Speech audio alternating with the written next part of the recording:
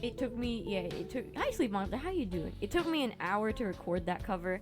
I'll play it at the end, or I'll replay it again for those who are just joining who missed the initial waiting room. But it'll play if I have to go pee or something anyways, which I hope I don't have to do, because I want to get through this in one round. But, yeah, I took an hour to do that. I was really embarrassed. I was really embarrassed to sing it, because I didn't want people to, like, know. Like, my little brother was in the other room, and I felt so, like ass, because right when I was about to record, I heard him go into his room, and I was like, fuck. I was like, damn it. He's gonna hear me just sing this cringe-ass song. Luckily, it's in Japanese, but I still feel very self-conscious about people, like my family, hearing me sing, especially in Japanese, or like really powerfully, because I can get really loud when I sing, and I've been told before, like, oh, my mom's like, oh, I heard you singing. I'm like, fuck, I don't want you to hear. I don't want you to hear me sing. It's embarrassing. I do wish I could get like a better environment. We have soundproofing thingies, but well, it's embarrassing, because I know my parents are proud of me for singing and stuff like that, but I still get, I think it's because it's my family, and it's a side of myself that they haven't seen, because when I was younger, I was so adamantly against singing and performing in front of my parents and my family, because it was, I would always fuck up. I get super nervous and like fuck it up, and it was very embarrassing, and I did that all the time as a kid. I used to sing quite a bit as a kid, and I wanted to go into like choir and shit like that when I was a kid, but every time I was under the scrutiny of my parents, I would just fold, and then I would fuck up somehow, and it would just not be fun,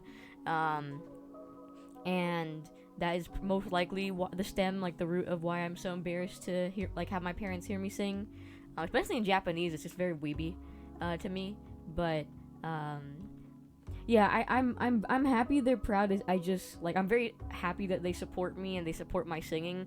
It's more like I just have a hard time coping with the fact that they hear me sing. Like, I'm very thankful for it.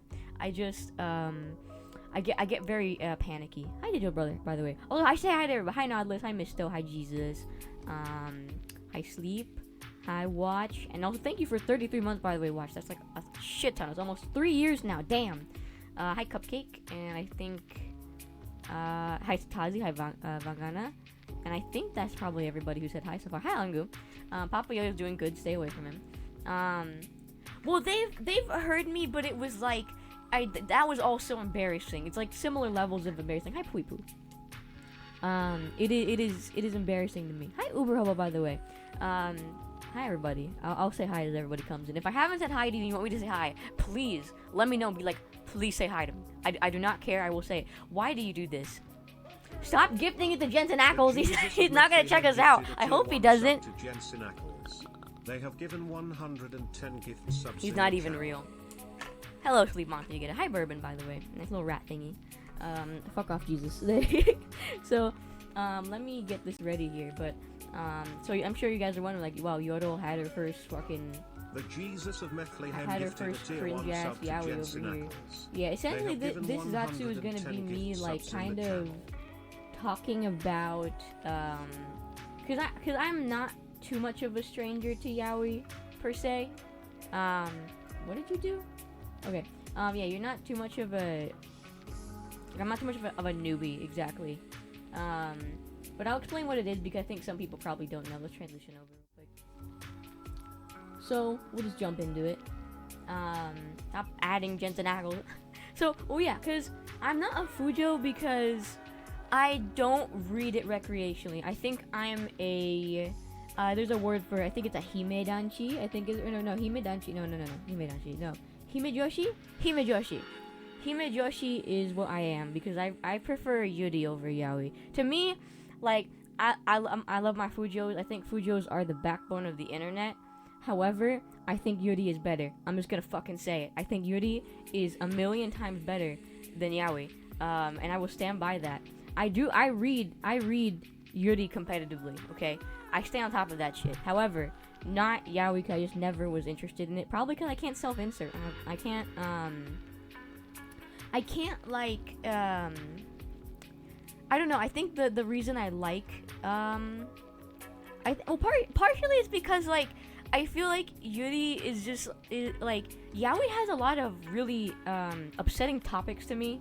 I don't know, like fujoshis are insane. I'm just gonna say it. Fujoshis are insane. Like they're the backbone of this planet, but they are insane. And the things that they're into are atrocious sometimes. I know you can't self-insert into women. Nobody here can. nobody in this room has ever felt the touch of a woman, so you can't. Don't worry, you're not alone. You can't self-insert into women. But also, I mean, like, for me, it's because I can like. Because I'm a girl, I see these girls enjoying themselves and being girl. I love that. Like, I love the shoujo genre, right? I love the shoujo genre. Hey, get the fucking opera shit out of there. Yeah. I love the shoujo genre and stuff like that. So I, naturally, I gravitate towards Yuri because there's girls involved, and I love girls. And I could never get into yaoi no matter how hard I tried. I tried. Like, you guys are gonna be like, you're a fujo. I'm like, listen, bro. When I was in middle school, I wish I was a fujo because like I tried so hard to get into it. It just didn't do it for me. Like I got further into Hatevo. I got further into Yuri than I did with the yaoi, and I think it's because I just related more to the Yuri. And I like the stories they have. I mean, cause there are some Yuri stories, of course. Like I think of like Citrus, where I'm like, what are we doing here, girls? Like girls, what are we working with here, girls? But like something like I think there's like you wanna go out that manga. Yeah, exactly.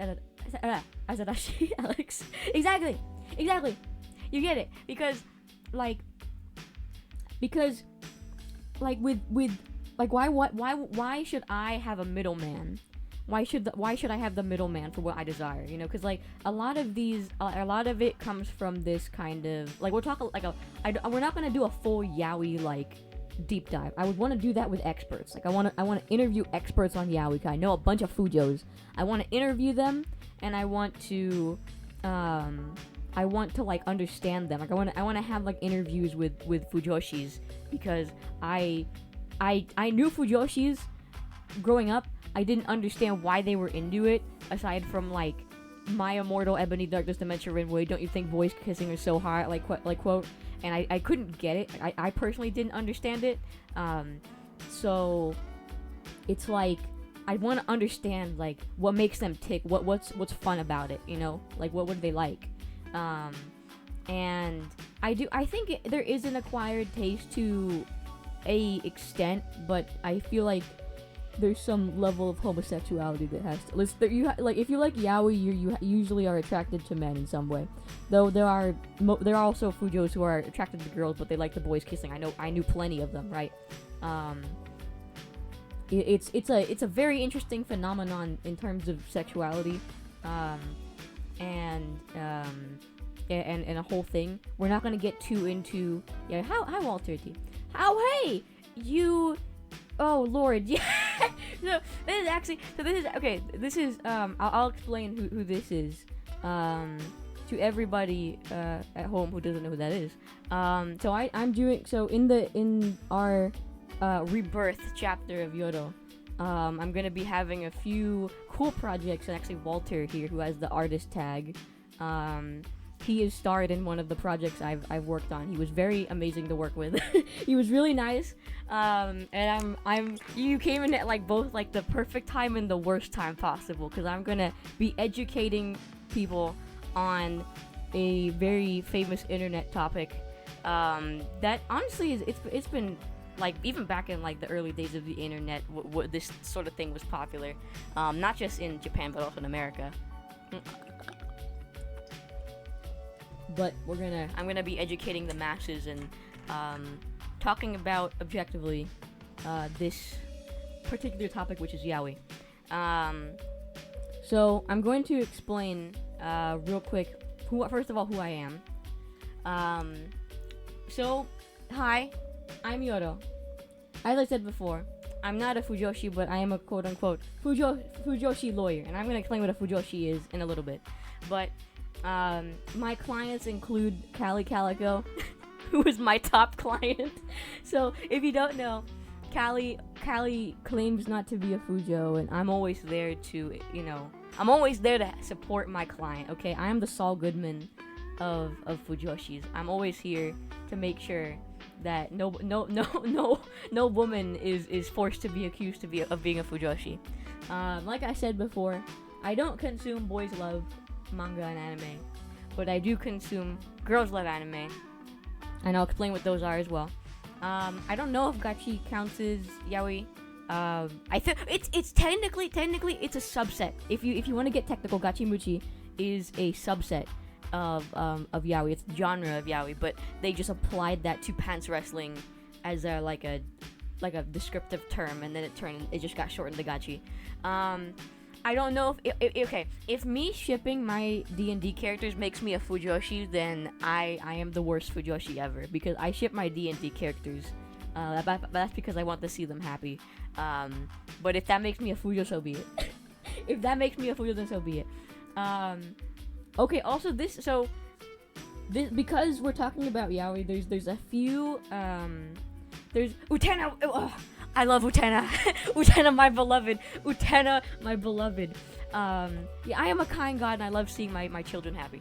Utena is peak. I don't know if it's girls love per se. It is girls love, but I don't know if that's like inherently the genre. No, it is. I think it is. Hi, Baxter. I think it must be. I don't know. Utena either way is gay as hell, and we love that here. So this is Zatsudan. We're gonna be talking about a lot of sensitive topics. This is not for like the faint of heart. This is not for children. I'm going to be looking at it through a mostly objective lens. I'm going to address some things about the genre of yaoi that I don't exactly mess with. Because when we talk about it, we're going to talk. I just want people to know, like, this could be upsetting to some people legitimately, because I know it was upsetting for me to read some of this stuff. It was hard for me to read some of this stuff legitimately, because I just don't vibe with that sort of content. And I have nothing against fujos. I think they're the backbone of the internet. Many of the people I look up to are fujos, and they're incredible. They're incredible people who are very strong individuals. They are some of the strongest people I know are fujos, bro. Like, I don't know what it is, but they are like the most quick-witted, strongest individuals I've ever met, and also they're very creative. That's just the power of yaoi, I guess. But they are the backbone of the internet, and they will always hold a special place in the hallmarks of internet history, in my opinion. Cough, cough, Destiel. So, let's start. So let's talk about yaoi. This is literally an image I got from Wikipedia, by the way. All of these things you can find on Wikipedia, and I will briefly. We're not going to touch too much on what yaoi is, because this is mostly about. This is mostly about. Hi, Pistol Happy Man. How you doing? This is mostly about general stuff here. So the term yaoi comes from yaoi. I think so. We say yaoi, but it should say yaoi. So, it stands for Yamanashi, Ochinashi, Imanashi, which means no climax, no point, no meaning. Essentially, this was used during, I believe, the 90s. This was popularized. I think it was. So the time frame for a lot of modern BL was from the 70s to the 90s in Japan. When in the 70s, that's where I think Shonen Ai comes from. It was actually a part of the shoujo genre. However, things like Tanbi, this is very interesting, 'cause I didn't know this, but Tanbi was the predecessor or the precursor to BL, or Boys Love, or Shonen Ai, whatever you want to say. And it was actually written novels about essentially homosexual men. And this was actually, at least with mangas and stuff like that, this dates back as part of the shoujo genre. This was published in, it's very interesting, but a lot of it was written by women. Fujo's been there from the beginning. And usually they have a lot of messages about society. Like, a lot of it was just taking on this I don't know, it was like a weird fantasy sort of thing, if that makes sense. Like it was part of the shoujo genre to entertain girls, and a lot of the time it had more feminine men for like the uke and the seme, which I oh my god, that's like a whole other discussion, but essentially it was just part of the shoujo genre for a little bit, and then it kind of just, which is why a lot of people who a lot of people who like yaoi are women, probably because it has its roots in being for women. So people who like BL are called fujos. Fujo means rotten, so fujoshi means a rotten woman, because it was said that this is such an interesting thing. I don't know why they thought it, but fujoshi means that like you're a rotten woman. Alright, bye. Uke 7 is pro to APO. Yeah, no, I'll say that, Kans. I'll say that. Yeah, Uke and Sim are catcher and pitcher, but it also has to do with like their place in the story. Like it's like a really big, it's a really big thing for yeah, like it's so it means like rotten in the sense of like you're too impure for marriage. That was like the that's what it meant. That's what it means. It means you've been tainted by consuming you've been so tainted by consuming works about men kissing that you're unfit for marriage now. Like you're too tainted by it, which is a very interesting like way of looking at that. Like it was like you'll never be able to get a husband now because like you enjoy men kissing. Like it was very funny. And they have the boy version, which is Fujo Danshi, I believe. But I've never heard that term used as much. Usually we just say Fujo. It's just easier. It's gender neutral. It's easy. But June was actually, it's not June, it's June. June was actually a magazine that had a kind of, it was part of like this era of the shoujo genre, and it was a magazine for shonen-ai stories. Usually, so the thing about early shonen-ai is that it focused a lot on younger men and then older men. Or so it'd be like they always had like I don't know why, but consistently it was always an age gap relationship, and that was something that was like, it was something that was just there. It was sort of like that, but a lot of the time, like they had these kind of like I read on the Wikipedia that a lot of early yaoi and shonen-ai were written in tribute to people like Oscar Wilde. Like they like literally like they were inspired by these great gay authors essentially. And that was really interesting to read because, like, I think these days on the internet, if you're, like, really into yaoi and shipping, boys with boys, there is like, a negative connotation to it in this kind of fetishization of gay men. But back then, they were, like, at least with some of the early tanbi, a lot of them were inspired by authors like Oscar Wilde. So that was really interesting to read because I had no clue. I had no clue they were out there thinking. But yeah, so yaoi specifically, I believe appeared first in like 1997. And essentially it was by an author who said, I just wrote porn. Like essentially yaoi is like no climax, no point, no meaning. It just means I wrote boys kissing. That's all I wanted to do, and I came here and I did it. So it's I think that's what it we have a term like that in today's fan fiction realm. I think it's no plot, just porn. I think that's what it is. I think that's pretty much what it is. Essentially it's like that. Like there's no plot. It's just men having sex, and that is where the term yaoi comes from.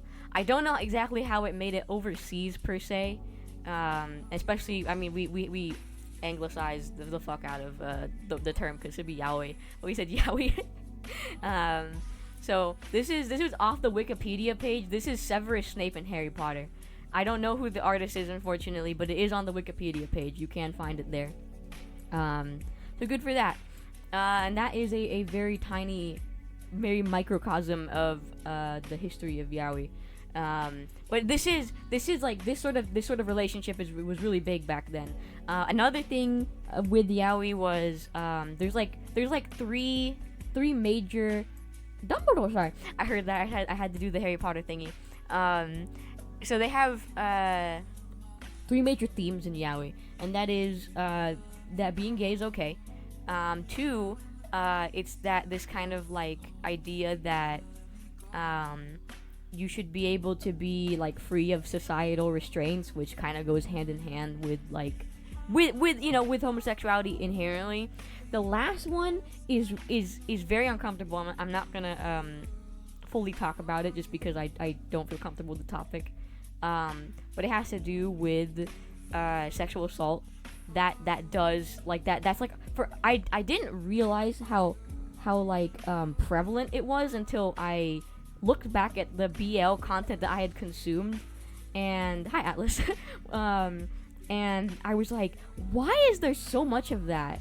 Like, why is there so much assault in these thingies? And it was on the Wikipedia page. They talk about how the culture is regarding those sorts of things in Japan, and usually they use that as a method to talk about it. However, usually it's like, I don't know, it's not like the best meaning, if that makes sense. Essentially, like, they go, oh, the seme, or the top, can't control himself, and he has to, put his feelings onto the uke, or the bottom. And it's usually not portrayed as serious as it really is. And that's one of the... Yeah, so it's like... It can be, like there's a lot of that, actually, in some of the things that, like I've consumed before, where I'm like, Jesus Christ, like this is crazy. But it is like Wikipedia acknowledges it as a not a vital part per se, but a major part, and that it's just like a fantasy people have. And I'm gonna leave it mostly at that, but it is unfortunately a topic that's gonna come up throughout this presentation, because it literally is like in almost every like piece of media that I name here. And that's just like, I think it does need to be addressed a little bit, at least for me, because like it's hard to ignore, like it's like right there, like Jesus Christ. But it's I think it was something that I wanted to address some of the controversy, because that is a controversy, and one of the things I'm going to review today was that the subject matter and stuff like that. So we'll talk about it. So let's talk about me when I was in middle school. So I was in middle school when I first discovered what yaoi was, and it was because I had a crush on a Fujo lesbian.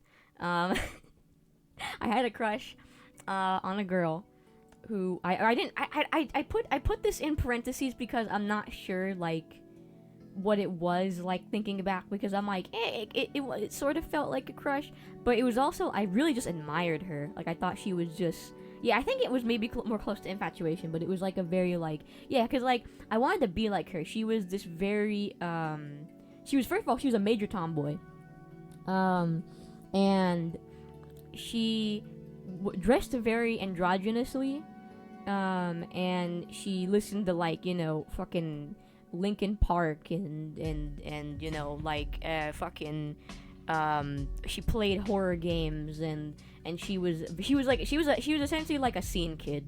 And as someone who is from a family where I was never allowed to dress like that or like try to look like that, I really was like, I just felt, I didn't feel like jealous per se, but I was like, oh man, I wish I could be like that, where I could wear her clothes and so but partially, there was also this feeling of I want you to like me sort of thing. So I don't know, I looked up to her. I put it in parentheses as a crush because I think there was some attraction there,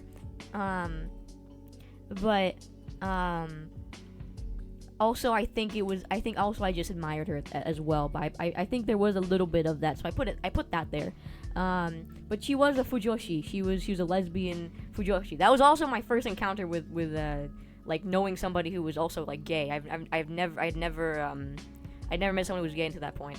And she was obsessed with yaoi. Like she was like, that was her lifeline in life was yaoi. It's all she ever talked about, aside from like she introduced me to Vocaloid well, actually, I knew Vocaloid. I remember she cosplayed as Kaito one time at school. Like, do you know how powerful you have to be to cosplay in middle school, bro?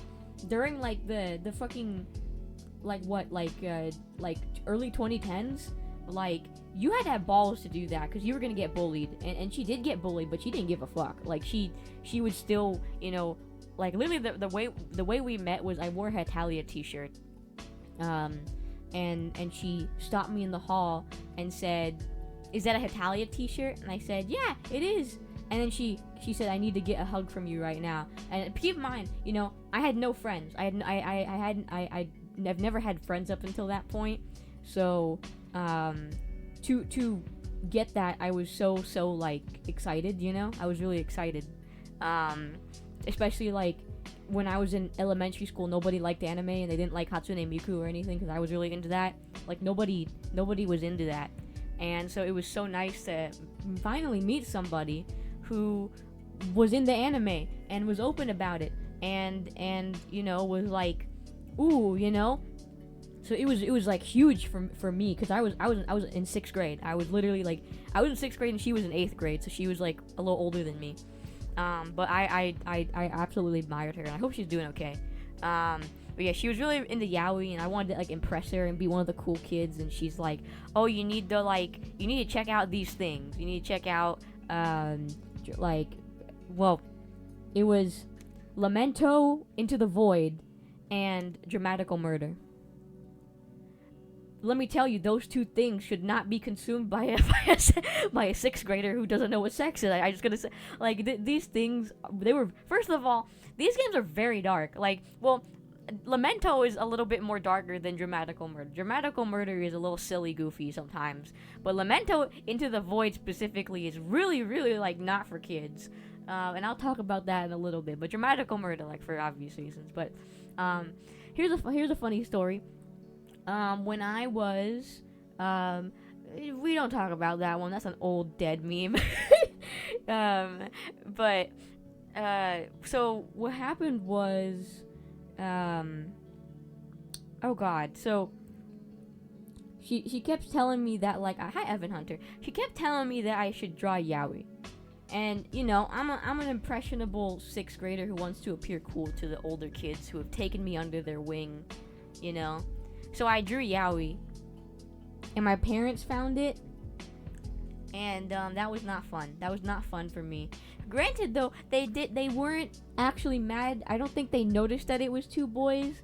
They just said, "Why are you drawing like why are you drawing this?" Like, I think my mom in particular was really mad because I think she thought that I had like distorted views on relationships. I'm not a Fujo.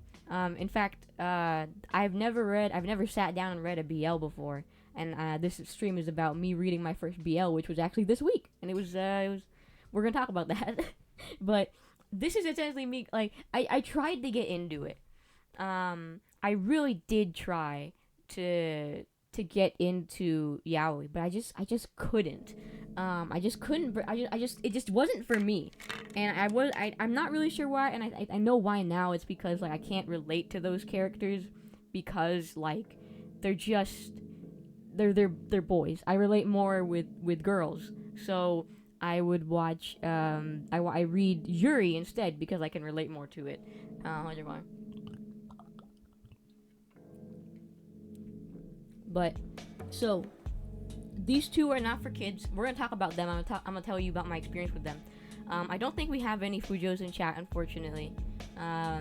Do Yuri consumers have a name? Yeah, they're called Hime Joshis, I believe, and Hime Danshis. So there's, cause like Fujo. So I think Hime just means like a princess or like a lady. Which is, again, it's like, yes, that this is the Kurt Angle meme because I'm like, yeah, these 2 I shouldn't have been able to consume these when I was a kid. And I'm gonna talk a little bit about Lamento first. Oh yeah, also yeah, Fujoshi looking at the most fucked shit is true. I just wanted to make this meme because this image just felt really funny to me. It came with the template, so I wanted to do that. So let's talk about Lamento. So it's called Lamento Into the Void. I don't remember too much about the plot, but I remember this fucker right here. I remember this motherfucker. So Lamento was technically my first like Yaoi media. Hi Zimza. It was my first like Yaoi media that I ever consumed. Hi Cyrus. You missed a little bit. It was just mostly me talking about my middle school days, trying to get into Yaoi to impress somebody, who was an older Fujoshi. So, Lamento Into the Void, not for children. And you know, again, I tried to be a Fujoshi. It just wasn't for me. I'm definitely a Himejoshi, definitely. But so the basic plot is like this dude's is so it's like a world of like cat boys, which is really funny to me. But they're all cat boys. But it's a world of cat boys, like a kingdom of cat boys. And this particular cat boy, his soul is in peril because like I know his dad died, and there's like a I don't know, something happened. There was like a demon in his soul or something. Like they're all trying to get this dude's soul. There's like 4 demons, and they're all trying to get this dude's soul. And because it's like up in the air, it's like up for grabs. I think there is a Dog Boy Nation, but again, it's been so long, I don't know. I tried to do like minimal research, so I could do this from memory. I did check like some of the. Oh damn! What the hell? Damn! Hold on, we fucked up. You wanna make a copy? No, I don't want to make a copy, you idiot! You gosh darn diddly idiot! There you go. Hold on, we'll jump. All right, there you go. Let me make this a little smaller. There you go. I hit the wrong button. All right, so. I think there might be a Dog Boy Nation because they talk about like the different like clan thingies essentially. But I just thought there were like 3 love interests and they're all cat boys. And I just personally I felt like their design was mid. I'm not gonna go over them. I just remember they had weird names like Vert. And they all have complex backstories and stuff like that. It is a visual novel. I do appreciate the old 2000s era of anime and Bishonen and stuff with the hair and stuff. But the love interests, I thought they were mid. But I did like the demons or the devils because they had cool designs. Like this guy was her favorite. His name was Froud, and I remember thinking it was a cool name. She had canned him as German, probably because the name, it sounds kind of European, so I get it. He's like I looked it up because I do remember this guy. Like I really remember this guy because she had printed out pictures of him and would carry them in her binder, and they were not. They were not safe for work. These images of him were not safe for work, but like she got away with it because like it was kind of hard to tell what they were doing. But he is like the demon or devil of joy or whatever, but he's like all fucked up because of his backstory. Interestingly enough, when I was doing research on him, she had an audio drama of this guy on her iPod Nano. And she made me listen to it, and it was just like men whimpering, and I was like, "What am I listening to?" Where the dude drops his whole full hentai picture. Well, cause like it's just on her binder. Like we used to have those like see-through covers on like the the binders, and she just slotted them shits in, and I'm like. I remember she like showed me her binder. She was so proud of it. And I'm like, "Wow, it's so cool!" And I'm like, "Oh, they're just 2 dudes like fucking on the cover." Yeah, iPod. So they had the iPod Nano, and she would make me listen to the audio drama of this guy and his backstory because it's like the reason we know about his backstory because they had audio dramas. I love his design personally. His design to me is like probably the coolest because I mean we're all a sucker for the black and green combination, but also his design is just really unique compared to the other devils. He has like a cool like mask. Apparently this is like inspired by like bondage gear. I'm always into that aesthetically, so it works. It was really cool. I also remember he's like kind of like you don't want to romance him because he's like he's fucked up and he's evil. But if you get the bad end, you can. And she'd tell me about the bad end where like essentially he like cucks his best friend, like or he cucks this dude's best friend who has feelings for him, like right in front of him. not in elementary school, but I mean like today. Back then I just thought it was cool because he had like cool silhouette and like horn, and he was green and weirdly insectoid. But I know it now, and I that's why when I looked him up, I'm like, you know what, his design still holds up. His design is still really cool. In this day and age of like anime character designs, I love that. So I think it looked really cool. And my second one was actually Dramatical Murder, shorthand DMND. And that one was pretty good. I mean, I say, hey guys, what the fuck is going on here? Because I was trying to remember, like what the hell? Like, what the game was about. So I actually did have to look it up, because I'm like, I don't remember anything about Dramatical Murder. I just remember there was, like, some, like, Pokemon aspect of it, and I wasn't wrong. The plot goes that this boy here is a test tube baby, essentially, and he was born with really long hair that was, like, he was like a symbiotic twin via the hair. And so they had to cut, like, the dude's hair, and it turned really, like, a beautiful blue, which I'm like, hell yeah. I honestly, one of the best character designs I've ever seen, like, ever. I love Alba's character design, unironically, even outside of the Yaoi. I think his design is just really, really good. I love the shade of blue they used mostly. I just like things that are blue, so, I think he hands down one of the best character designs I've ever seen, like, ever. It just works entirely. But the plot is, like, he's this, like, psychic baby thing. I don't know, he's like a psychic. He has like the ability to like control people's thoughts or something. I don't fully understand. But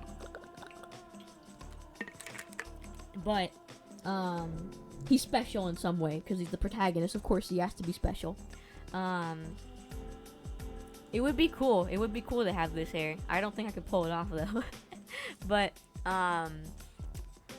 so the plot was like he's in this, like, I don't know if it's mind control. I don't know. He just had something special with him that was like really cool for some reason.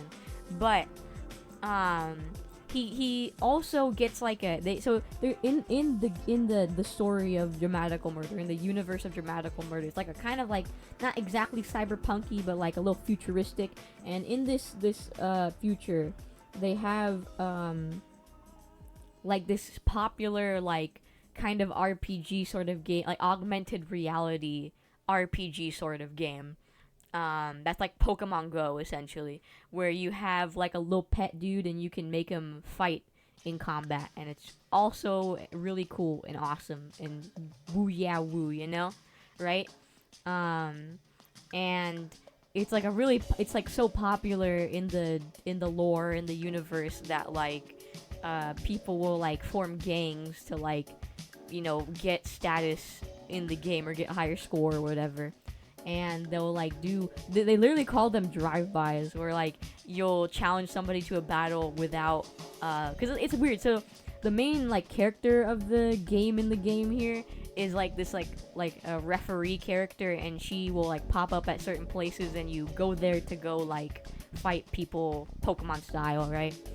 And so people will do it without her like permission, essentially, but it's dangerous because if you fight somebody without her there, she can't heal you. So like if you get owned, you die, essentially. And because of that, there's like a dark-sided, like dangerous type of this sort of game, and he gets kind of caught in the middle of like essentially like a gang war between people who play this game.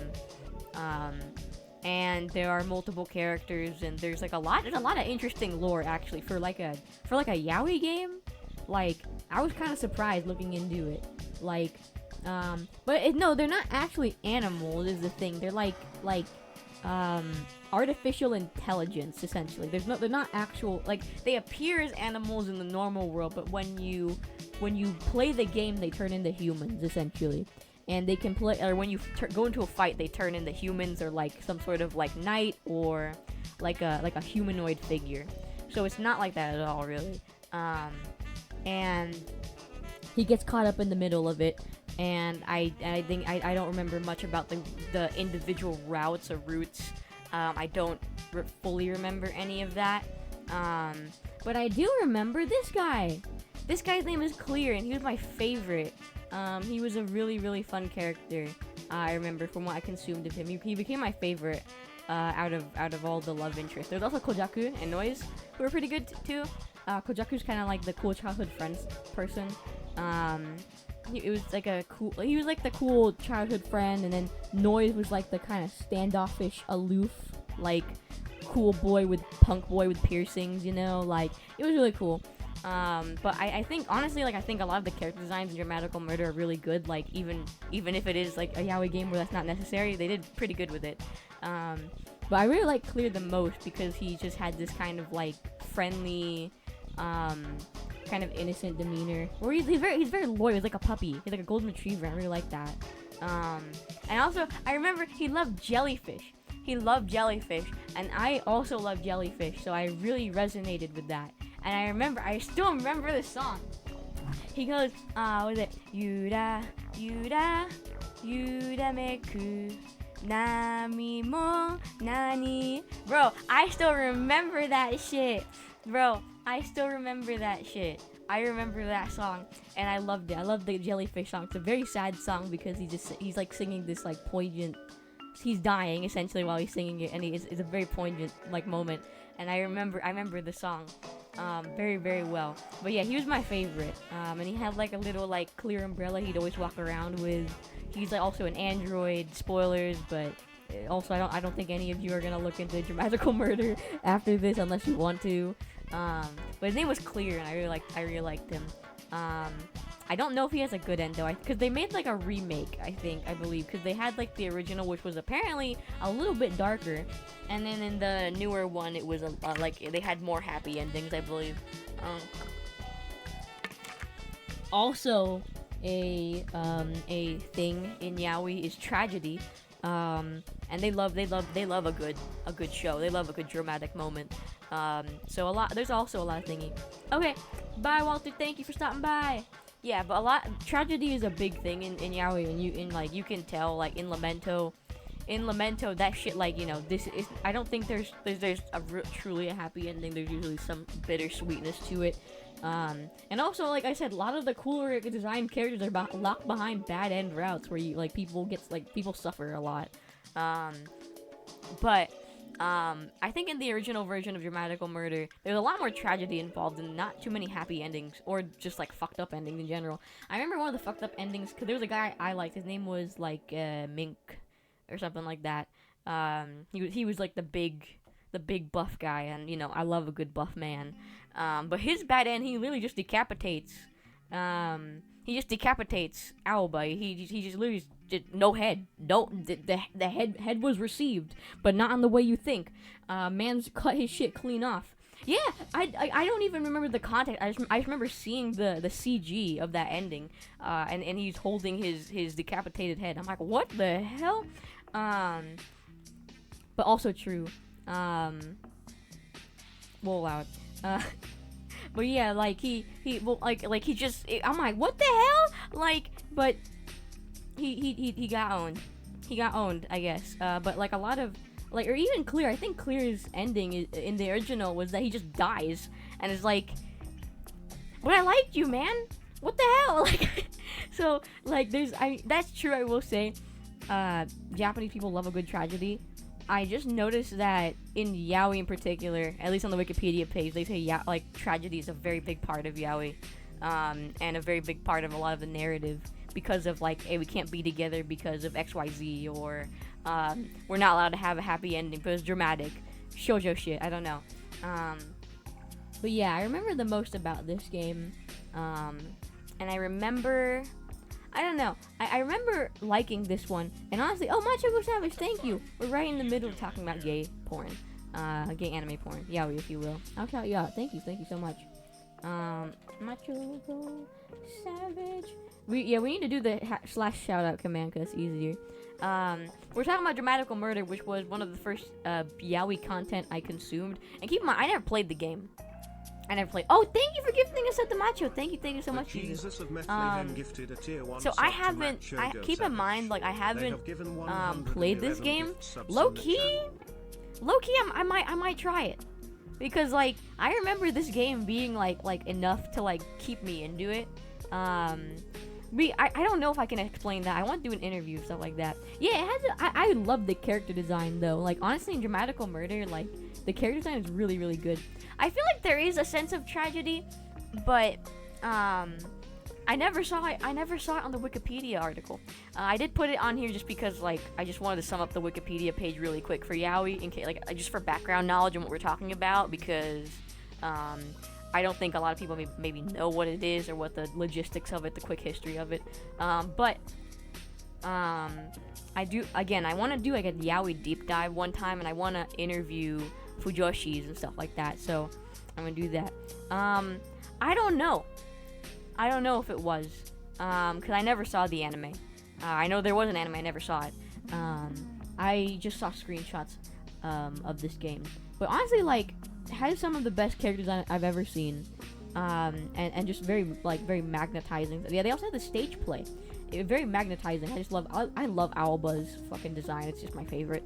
I love Clear too, but with Yaoi hands, I don't fucking know why they did that shit, man. That's before my time. Again, I haven't read Yaoi manga. I read my first Yaoi manga was this week. I read it this week. But I digress. I think out of the two between Lamento and Dramatical. Oh, by the way, these were made by the same these were made by the same developer. They were made by the same developer, which is insane to me, but also not that crazy considering the subject matter for some of these.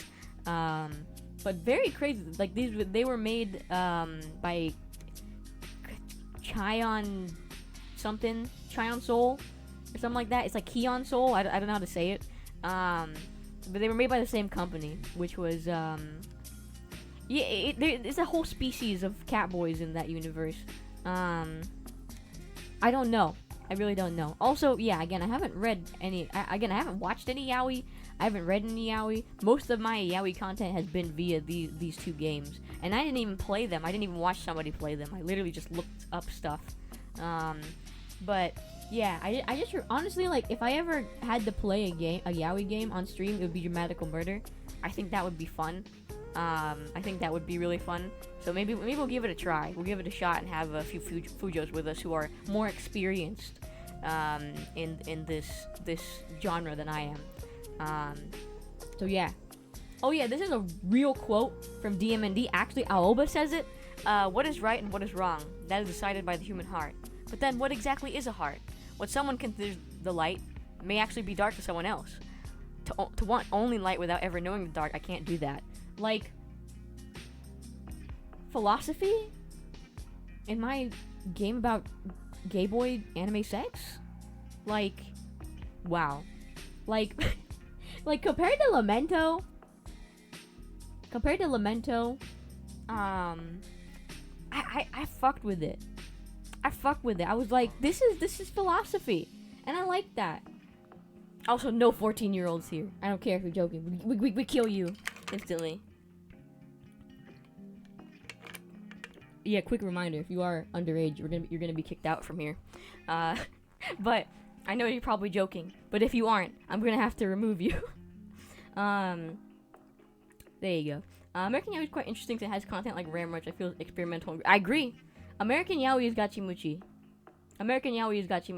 Which I will do a brief thing, because gachimuchi got its name from the subset as the subgenre of yaoi about which is gachimuchi, and gachimuchi involves like not big bar men, but like buff fat men.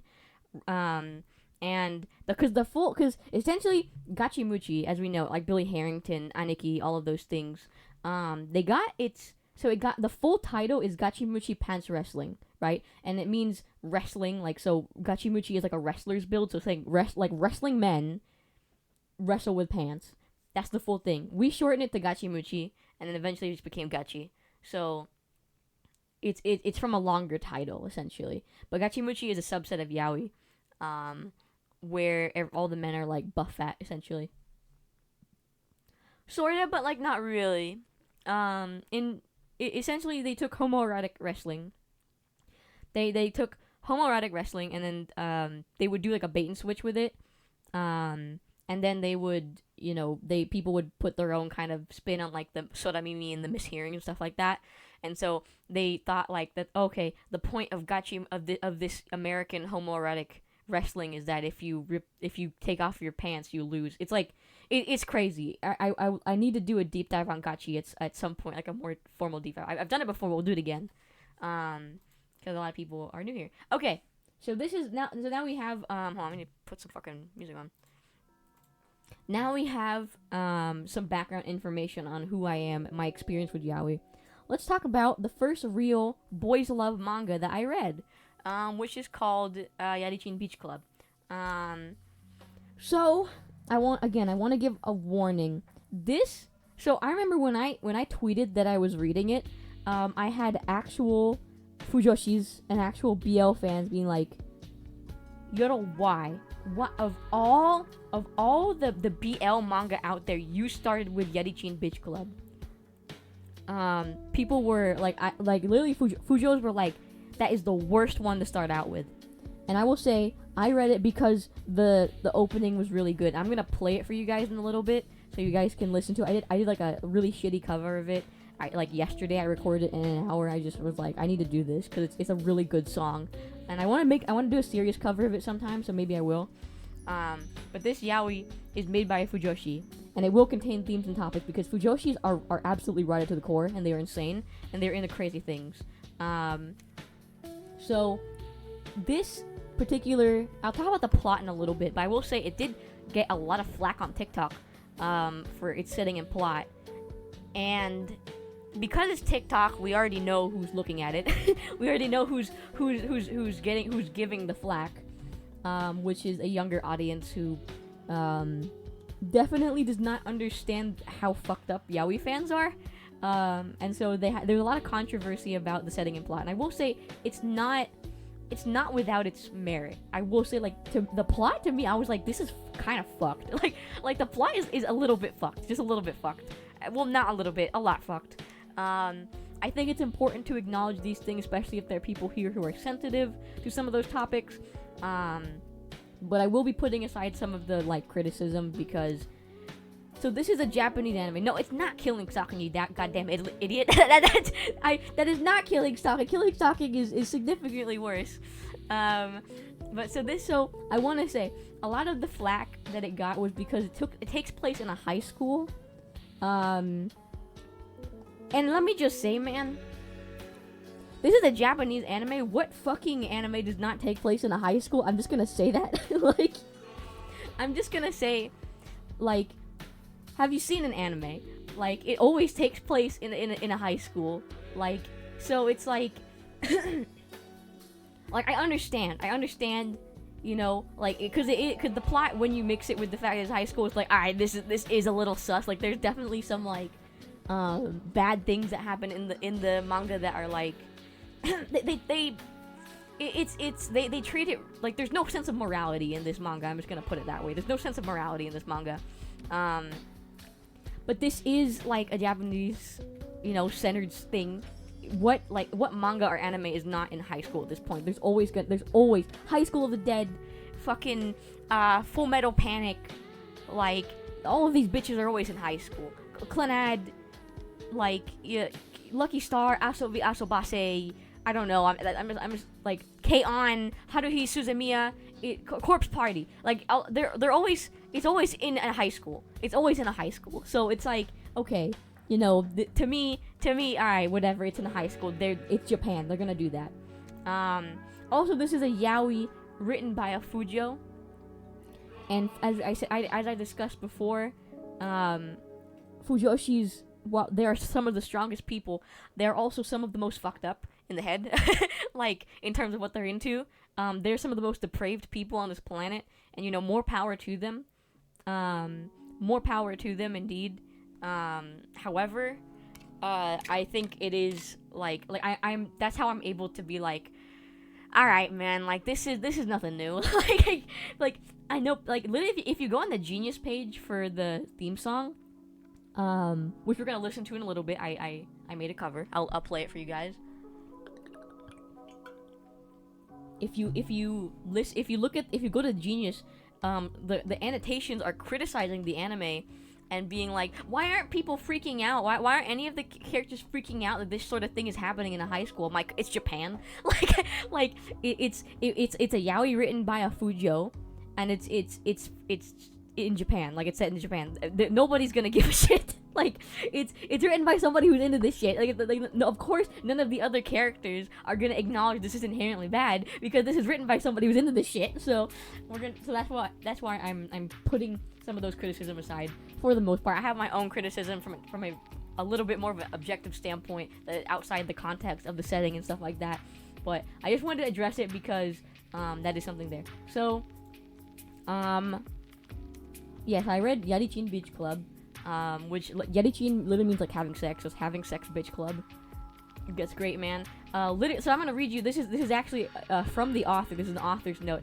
I started drawing this manga because I was really into fuckboys and wanted to draw a manga with a bunch of fuckboys and man sluts. I've added comedy and drama when I feel like it, so the story has gotten pretty incoherent. So I'm like, this is literally what the author said. Like, you know, like this is literally the author's own words. Like, what am I? You know, I can't. We don't like that's why it's so fucked up because the author's into it. Like, the author, like, that's why it's so fucked up, because the author's into this shit. So it's like, yeah, of course it's fucked up. This is somebody's fantasy. But so I read this manga because I listened to the opening and I'm like, this shit is slappy dabby, and I need to do a cover of it really quick. And so I'm gonna play it for you guys. I did a cover of it. I recorded it within an hour. It's not my best work, but like, you know, we'll try our best. So here it is. I'm gonna mute this, and you guys are gonna be able to watch it, and then we'll switch back really quick. All right, so go listen to it. いな言葉はいらないでもなんでだろう全部僕のものにしたい I wanna touch your body body body body body body body body body body body body body body body body body body body 3, 2, 1 next session check testing you 約ホーリーワン喋りたい喋れないでやっちゃってよ発射オーライ揺れてみたい抱き合いたい裸同士でちょっとしたいやっちゃってもいいかなあ明日はどうなる敏感はや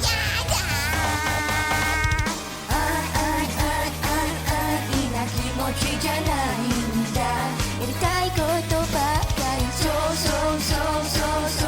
て受け入れてもいいもうなんだっていい理性なんてバラバラになっちゃえバディバディバディバディバディバディバディバディバディバディバディ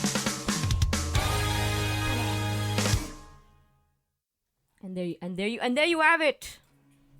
And there you have it. That was the song that made me go, I should read this shit. Like, that was I'm like, you know what?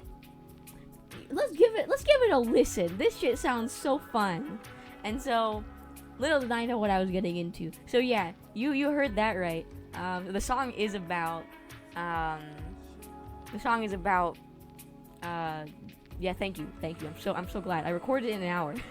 And I was really, so I wasn't as high energy as I wanted to be because I was self-conscious about, yeah, I was kind of self-conscious about doing it because it is, it's first of all, it's a very dirty song, and also, I didn't want people to hear me singing. I'm like kind of, like I said in the beginning of stream, I'm very self-conscious about people hearing me sing in real life, like my parents. So I'm like, I don't want them to fucking hear me singing this damn song, bruh. It's fucking cringe. So I was kind of quiet. I tried to do different voices. So I had the gremlin up there, and then I did like a deep voice. I did a deep voice thingy, and then I had like a quiet voice, and then I had my regular voice. Oh, sorry, my dog is outside. He's barking. So I try to do different voices because the original is sung by all of the characters. Each of them have their own solo version, which is really fun. I'm gonna talk about that soon. So here's the premise. Oh yeah, by the way, this has been going since 2012 apparently. June 2012 is when it. So it's been going for 12 years now, and there's only like maybe 18 chapters. Yeah, this was on the last.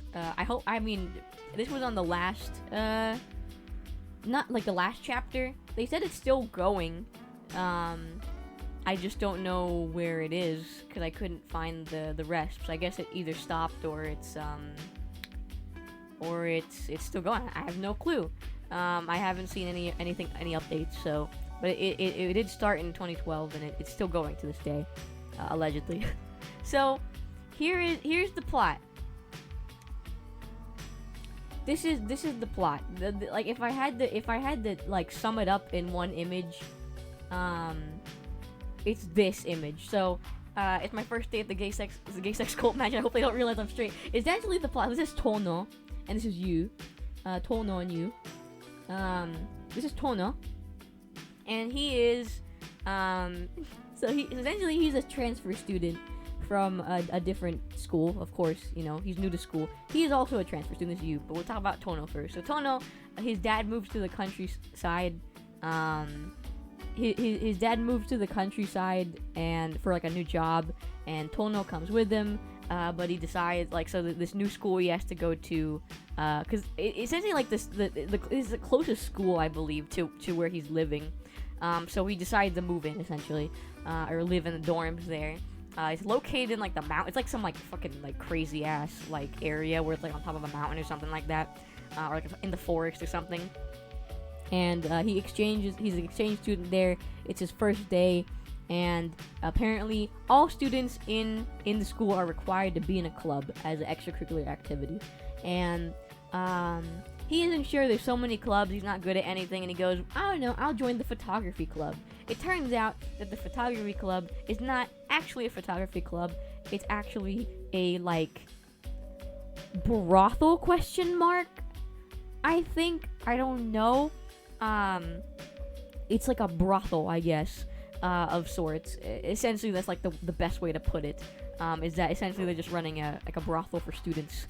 Run by students, for students. In the school, in the guise of being a photography club, even though it's like an open secret that it's not really the photography club at all. Apparently this was a recent change before Tono came there.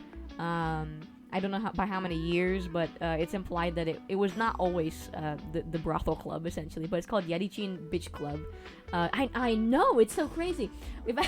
But so he walks in, he finds this out because he walks in on two students banging. And he goes, I think I have the wrong room. And they're like, nah, you got the right room. Literally what happens is you got the right room, buddy. And I don't know. I don't know. They never explain it. And you know, again, it's written by a Fujoshi. I'm not gonna ask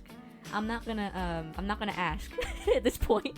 So he gets like forcibly into the I think he's a second year.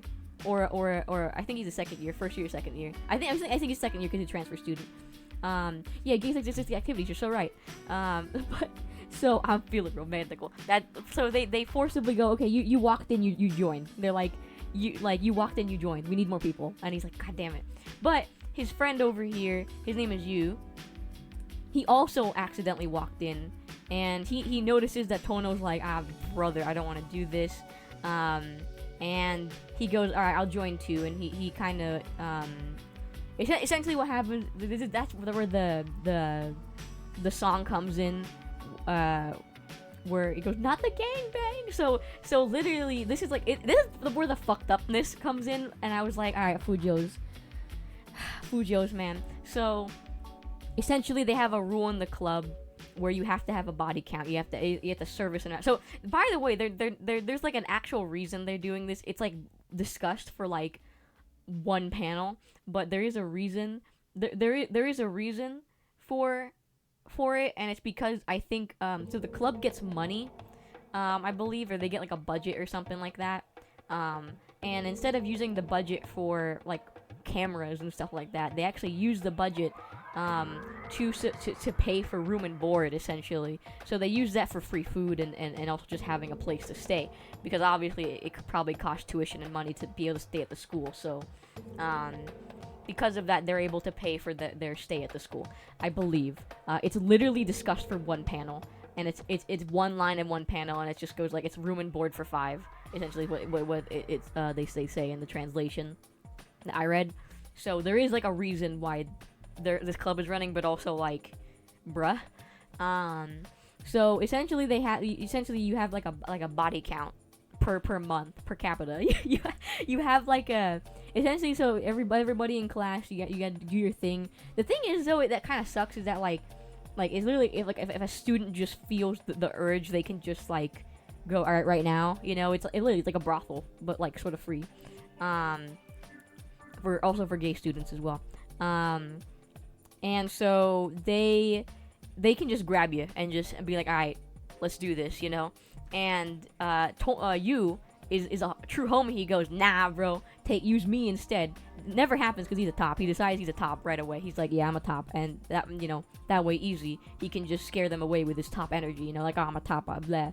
But so the thing is that every month, whoever has the lowest body count is subject to the gangbang, where all the members of the club are able to just have fun with you because they're insane. And this was written by a Fujo, so that is like, he's a real one, essentially. His plan is that he goes, actually, we're dating. He goes to save them from that fate. He goes, okay, we're dating actually, and I refuse to take part in this. We're not gonna do anything except we wow each other. Well, no, like apparently it's a lot. It's pretty stressful. And also apparently because these guys are virgins, that's not gonna be fun, especially because they show one of the characters' rite of passage, so to speak, was that he had to go through that, and it's not depicted like. It didn't seem fun. That's what I'm gonna say. It didn't seem fun at all. And it felt to me. I was reading this. I'm like, I feel bad for this guy. It's not. It's actually, so it is an OVA. I don't know. Again, I haven't watched. This is the manga. This is strictly the manga. I haven't watched the anime. So I heard Daisuke Ono's in there, so that was crazy. But yeah, pretty much like literally just Fujos are insane. That is like the basic of the basic here is that Fujos are insane. Fujos make Yaoi are insane. Of course, like I said, I respect all Fujos. You guys are strong, and you guys are strong. You guys are the backbone of the internet, and I fuck with that heavily. But this was not, like, that part was not my cup of tea. However, people did say it's not the best thing, and this shouldn't be, like, not all yaoi is like this. Like, not all, of course, like, not all yaoi is like this. So, not not all yaoi. This is just one that I happen to read. I should let that think. But that's the basic plot, is that Tono and you are fake dating, and they just kind of watch the exploits of the club from afar while dealing with their own things. You, of course, because they're fake dating, eventually starts to develop real feelings for Tono. Tono, meanwhile, is pretty convinced he's straight. However, he says some pretty gay shit in it. Like, he legitimately has feelings for, like, I believe he has a crush on a boy, but he's like, I'm straight though, and I'm like, I don't know about that. I don't know. Their hands are actually pretty alright. I think there's only one character who has them, or I've seen in the manga. The hands are alright. I don't know, Tono. If you're looking at a boy and being like, he's cute, I kind of want to hold his hand. You're not entirely straight, Tono. You can't lie about that. Like, the evidence is right there, brother. But I don't know. Maybe straight by Fujo standard. I don't know. But that's the basic plot. So I would like to actually talk about characters who stand out to me, my favorite characters, because there's a pretty, like, colorful, literally colorful. I'm gonna move my fat ass head out of the way. But there is a pretty colorful cast of characters, I will say. that I was pretty impressed with the diversity in terms of like colors of hair that we brought to the table here. Um, so I'm gonna talk about each of these characters first, just because they stand out to me the most out of the group, and the ones that I feel like don't are likable in some sense. So this is Shikatani. Shikatani is he's like a pretty boy. Like his whole deal is that he looks very womanly, or he looks very feminine, and I love a good pretty boy. I love a good feminine boy. He dresses in women's clothing a lot. He cross dresses a lot. He's kind of like neurotic in some sense. They literally say in the manga that he has OCD. I don't know enough about that to like confirm. He just seems to hate sweat, and he hates it when people like sweat on him during stuff like that. He's also like a bratty bottom, and like there's something about that where I'm like, you know what? Solidarity, man. I like you, Shikatani.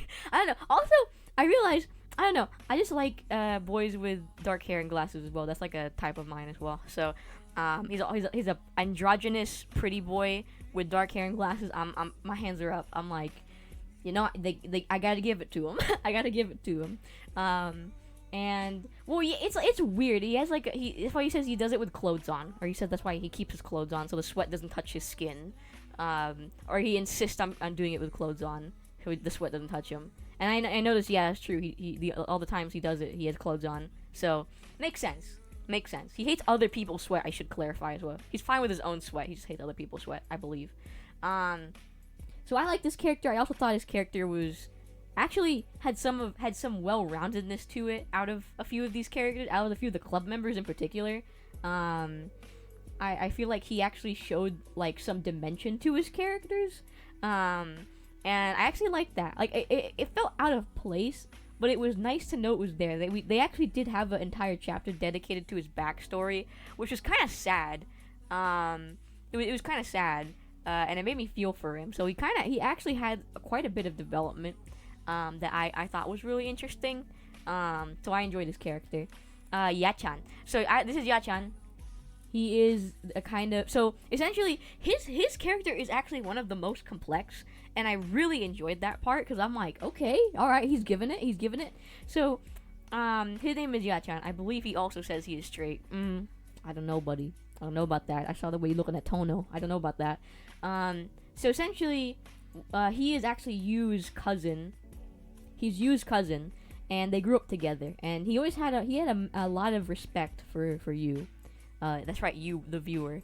He had a lot of respect for you, and he was always also kind of jealous of him, and he reminded me of Shirori from Utena, because Utena had the same thing, where she was kind of jealous of the person that she looked up to, and he was very jealous of you, and so he was kind of like standoffish and kind of mean. Like he's very much at heart a delinquent type, or kind of like a standoffish, like angry guy, who has a very short temper.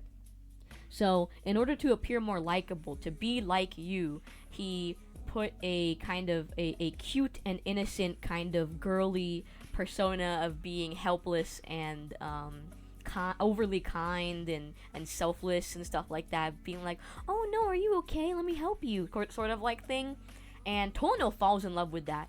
Tono is like, he's an angel and I need to kiss him. I meant I'm straight, guys, I swear, tucked hair behind you, but he kind of falls for that side of Yachan, because he thinks he's an absolute angel, like a human angel. And it turns out he fucking hates that shit. He says, like, he just wants to be himself, but he's afraid that if Tono or even you sees that side of him, they're gonna be disgusted and not want to associate with him anymore because he has abandonment issues. Which I'm like, okay, Minhera, like, okay, all right, depth. Like, there's entire few chapters that really talk about his character and like why he's like this, and how much he like has a love-hate relationship with you, where he is jealous of him because everybody likes him, but he also wants to be like him, and also he like wants all of his attention and his thumbs up, like his he wants you to like him too, and be like, you're a cool guy. But so he has like this very complex relationship with that, and eventually he falls in love with Tono, and he's kind of like, but then he finds out that you also likes Tono, so it's like a little like love triangle here, where Tono is not really sure where to go, but I think out of all the characters, he just stuck with me because I'm like, the depth, the duality, I loved it very much. Also, okay, we're still playing, but I really liked his character. I think it was very well rounded and very entertaining throughout. Yuri, this guy is so silly. This guy, so he is like, I don't even know. Oh, hi, Battle Night. Thank you for stopping by, and have a good sleep. I will say I'm gonna blow your ears out in a little bit, so be careful. But so Yuri, I can't explain his character properly aside from like a silly guy. So, thank you for check. I'm gonna have his opening do it for me. So all of the Yarichin OST motherfuckers, they all have their own version of the song, and I just want you guys to like listen to it. I'm just gonna play it for you guys and let you like stew in it a little bit, because it pretty much encapsulates his entire character. Okay, so we're gonna play it.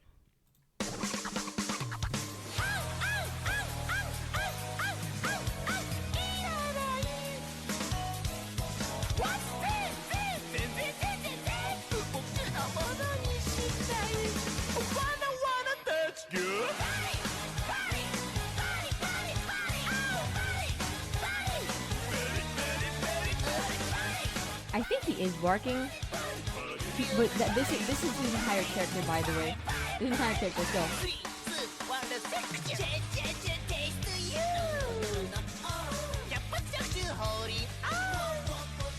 Oh, hi, Sleepy. What?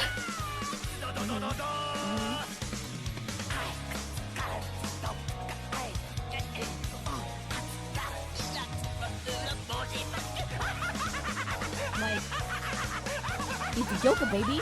He's a Joker, baby.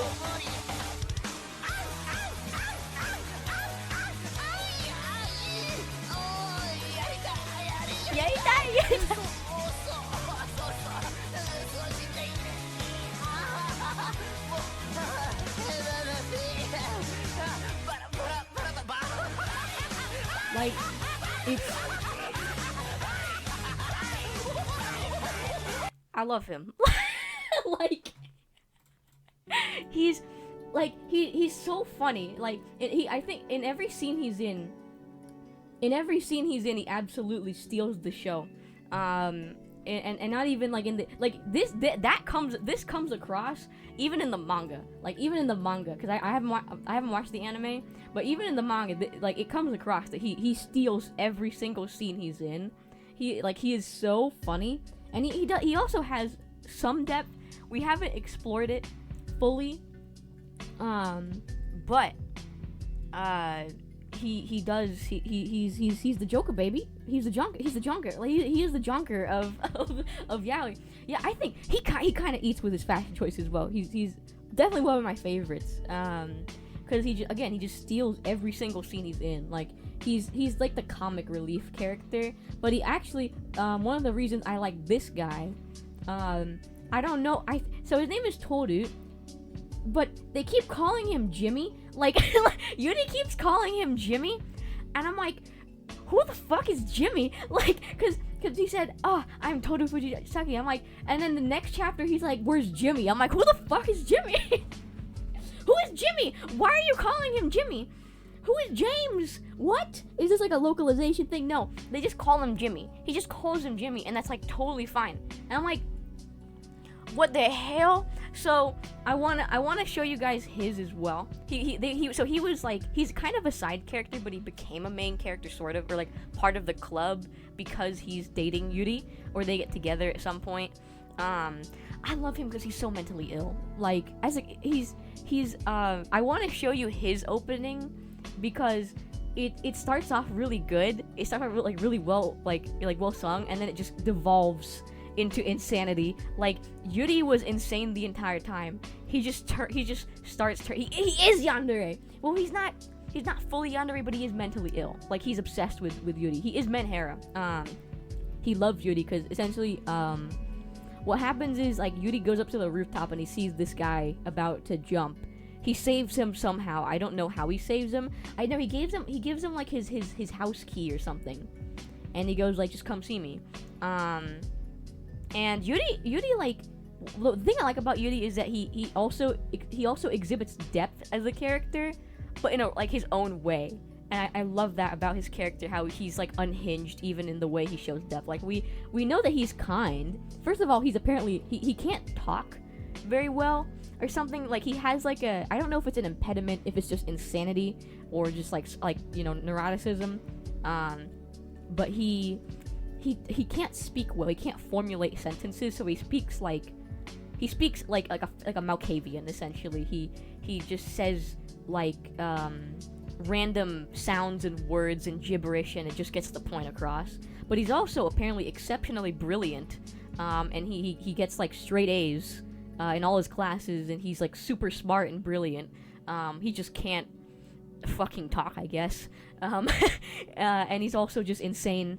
And he saw, like, for example, he saw his homeboy crying, was like, does he need dick? Like, he literally starts pulling his pants, like, I got you, homie. Like, he's just so entertaining as a character. But especially with, like, these two, like, give each other really good development and blowjobs, but mostly development, because we see Yuri actually, like, being really kind-hearted in his own way, of course, but, like, he experiences, like he shows to be really kind and, like, really caring and like towards Jimmy, towards James. I didn't say anything.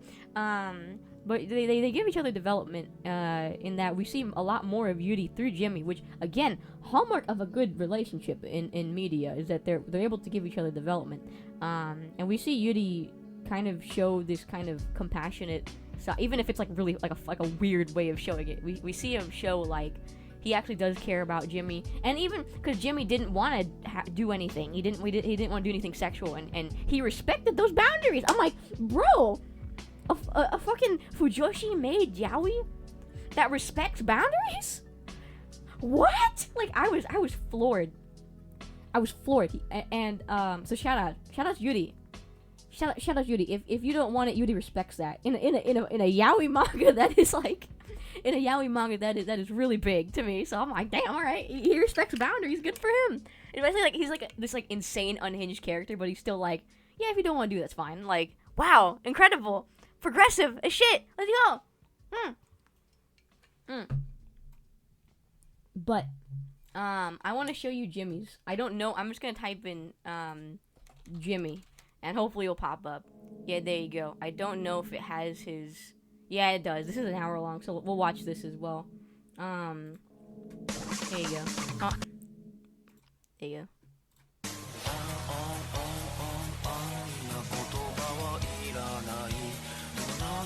So it starts off fine.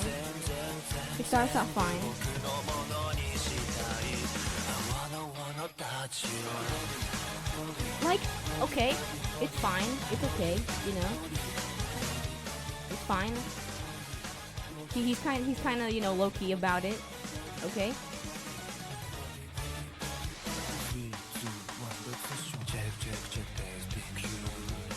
Wait for it.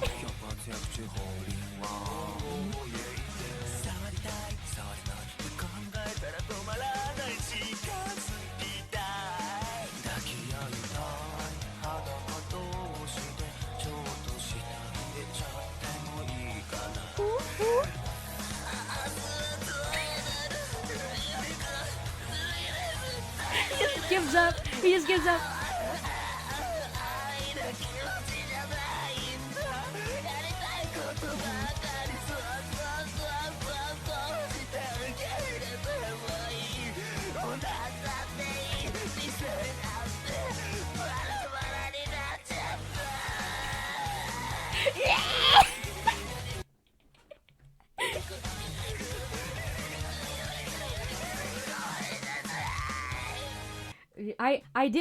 I did do one, but I didn't do a sing. I want to do my own version of it, because what's really cool about this, like the opening song, is that they had all of the characters do their own version of it, and sometimes they'll change the lyrics to be either more clean or reflect their feelings more.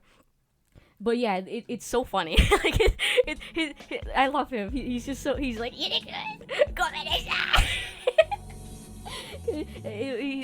really funny. But again, I like this character. He's pretty much just obsessed with Yuri, and I'm like, he's literally me, guys. Like he just, every time he sees Yuri, he's like, he just turns into this fucking gross gremlin, and it's so funny. And he does get development. Like he learns to see what their relationship is like really like trashed. Like, you know, like the relationship is so weird, but it's like still healthy and like happy, and it's so funny. It is hilarious. And I just love these two. But those are the characters that stood out to me a lot. And the ones that I like the most are these characters, which is Shikatani, because he is a pretty boy who looks like a woman, and he's exactly my type in terms of appearance. Yuri, because this man is just a showstopper. Jimmy, because he's also a showstopper and he's really funny. I also really like their arc together. When they get together, it's actually really sweet. And they like seem to speak this language with each other that only they can understand. Even though this guy's like Manhero as fuck and he has abandonment issues like everybody else in this goddamn anime. But he actually goes through an arc with them, and it's really good. And also Yachan, because he's just so tired of being nice, and he has such good depth. So here are the other motherfuckers I'm gonna talk about. We already talked about Yu. He's also a transfer student like Tono. Tono's also the MC. We already talked about him. So Tono and Yu, we already talked about them in the opening. Yu is this chill transfer student who's kind of like a big brother to everybody. He has found a way out of the monthly gangbang by pretending to date Tono, and I'm surprised all the other club members respect that, but good for them. But so they are fake dating in order to avoid their fate of getting the monthly gangbang. And Tono, I already talked about him as a character. He's also kind of interesting. I'm gonna talk a little bit about that later, because I do address like. So Yachan, Yu, and Tono are considered to be the main three characters, and all the other guys are, as Tamaki from Oran would put it, the homosexual supporting cast. They're kind of there for shenanigans. Only a few of them really get any major development. I feel like there's a few that kind of just aren't touched on, but I feel like they give everybody good screen time, but some of them are not as developed, or just like, I'm gonna just say it, unlikable. So Yui is this guy. He was one note. He was one note to me. He's like a delinquent who can be a bratty bottom or a dominant top. And good for him. Right? I just got tired of his ass. Like, I did not give a shit about him. I just felt like he was just really one note as a character, and I was like, I know this is a yaoi. And like, they show his fate. Of not meeting the quota and having the lowest body count, which I felt bad for him. I mean, he seemed to enjoy it at least, but like, yeah, I mean, I felt bad for him, but also he's just annoying. He has an arc with Yachan that sort of doesn't go anywhere, because Yachan makes it clear that he likes Tono. So get owned, get Fortnite danced on, buddy. Yeah, I understand you. It's just a little too sharp for me. I also didn't know he had blue hair until I thought he had like blonde hair, because it's usually in the manga, since it's black and white, you can't fucking tell. Yeah, he just felt a little too one note to me, and I didn't really care for him as a character. And all the times he's on screen, I was just like, girl, get out of here. I was like, girl, we don't want you here. We literally have like Yachan or Shikatani or like, because like he's usually paired off sort of with Yuri, not in like a romantic way, but like they're in the scenes, they're usually like butting heads or interacting with each other, and they seem very close as well. They do bang in multiple scenes, so good for them, I guess. But he usually paired off with Yuri, because they're both switches. And I mean, they don't. I feel like compared to like Jimmy, they don't have good chemistry enough where I was like ever caring. It just felt like he was just it was like brat correction, if anything. And I'm like, I feel like we could have done this better. I feel like he could have been done better. Next is Akemi. So this is Akemi. He is the half foreigner guy. Hi, Jolene. Yes, we're talking about BL. My first ever BL I've ever read, which is Yeti Chin Bitch Club. I did not like this fucker. So interestingly enough, he's portrayed as like the ever sunny, like optimistic idol type. I think even in the in his version of the opening, in his version. Oh, did you send something? I'm so sorry. In his version of the opening, he's not evil, but he's a misogynistic white boy, and he's like kind of like he's just kind of not likable. Like I felt like he also yeah. So this gets in with Itome. Oh, I didn't see. I'm so sorry. Itome. I felt so bad. They never talk about this motherfucker. I feel so bad for him. So he has a really soft, quiet voice, and his thing is very beautiful. But like, damn. So I'll explain real quick. So Akemi is dating Itome, and it's revealed. It's revealed in like a chapter that Akemi actually dated his older brother. And the reason he is misogynistic and hates women, and just he literally just hates women. He says it flat out multiple times in the manga. The reason he hates women is because Itome's older brother got married to a woman and had a kid. And he's just so mad about that. And he's like, he thinks that the woman like stole his girl, or stole his boy essentially. And he's really mad about it. And so he dates the little brother. He dates Itome, who's I think also a second year, third year. He dates Itome, and just kind of uses him as a substitute. And Itome, it's made clear in the manga that so Akemi is the president, by the way. He's the president of the club. He's the president of the club, and he loves his job. You know, he loves his job. He's very sunny about it. Itome is only there because of him.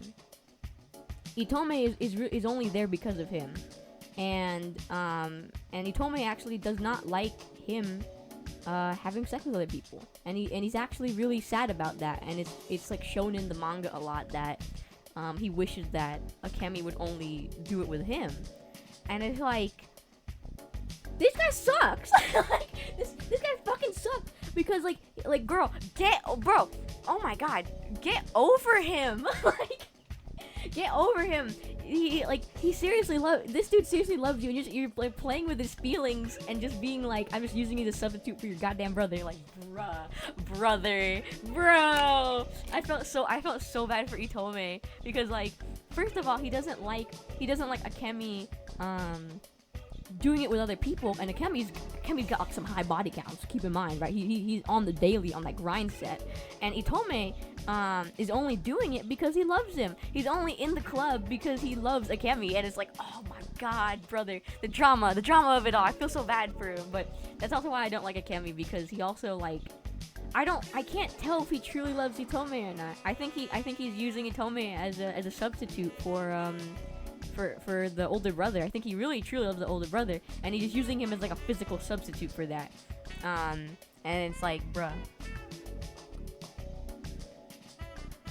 Because Itome is shown like on multiple instances kind of being sad and being like, you know, I wish that he would see that, or I wish that he would understand like that I don't want him to keep doing that with other people. So I rip Itome, bro.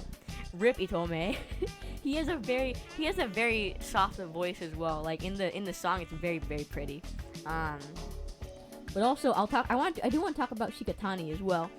Because I talked about everybody else's backstories here, but not Shikatani, because I got too carried away on his looks. My fault, OG. So Shikatani has a very interesting backstory. In that, so he was gay. You know, he's gay, and he fell in love with a boy who was his friend, and his friend was like, haha, you know, if you were a girl, I'd totally date you.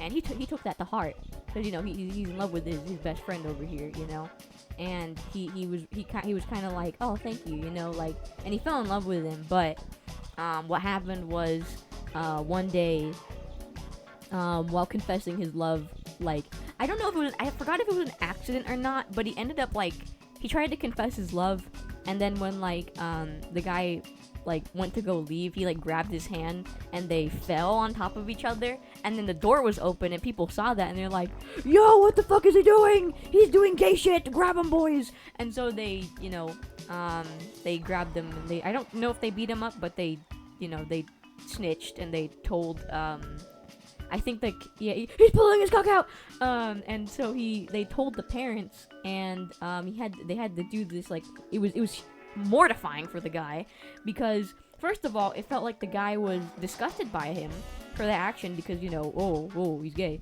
and he felt that his best friend or his crush was disgusted by him for doing that. He didn't mean to do that, as far as I'm concerned. It was like a mistake, or he says, like, oh, maybe I did it without realizing it, and he felt just absolutely ashamed, of that, and because he did have sexual feelings for him, but he felt ashamed that, like, he had to see him that way, and so he said, like, oh, we were just playing rough, or I didn't mean to do it, right? He says it that, you know, he didn't mean to do it, it fell on him, they were just wrestling, they're just playing rough, and the parents were like, oh, thank God, you know, thank God you aren't gay, and he just felt like shit. So he decides that he's gonna go to this remote-ass boarding school, so that way he doesn't have to deal with, he doesn't have to deal with that guilt anymore. He can just move on. And there's a panel that fucked me up so bad, where he goes, like, where his mom goes, like, hey, you know, like, 'cause his mom understood, his mom loved him. His mom was, like, really chill about the whole ordeal, and she understood, like, hey, you know, it's okay if you're gay and stuff like that. But what happened was, she goes, hey, like, you know, don't forget, like, this is your home too. Like, I'm gonna miss you. Please come home, because this is your home too.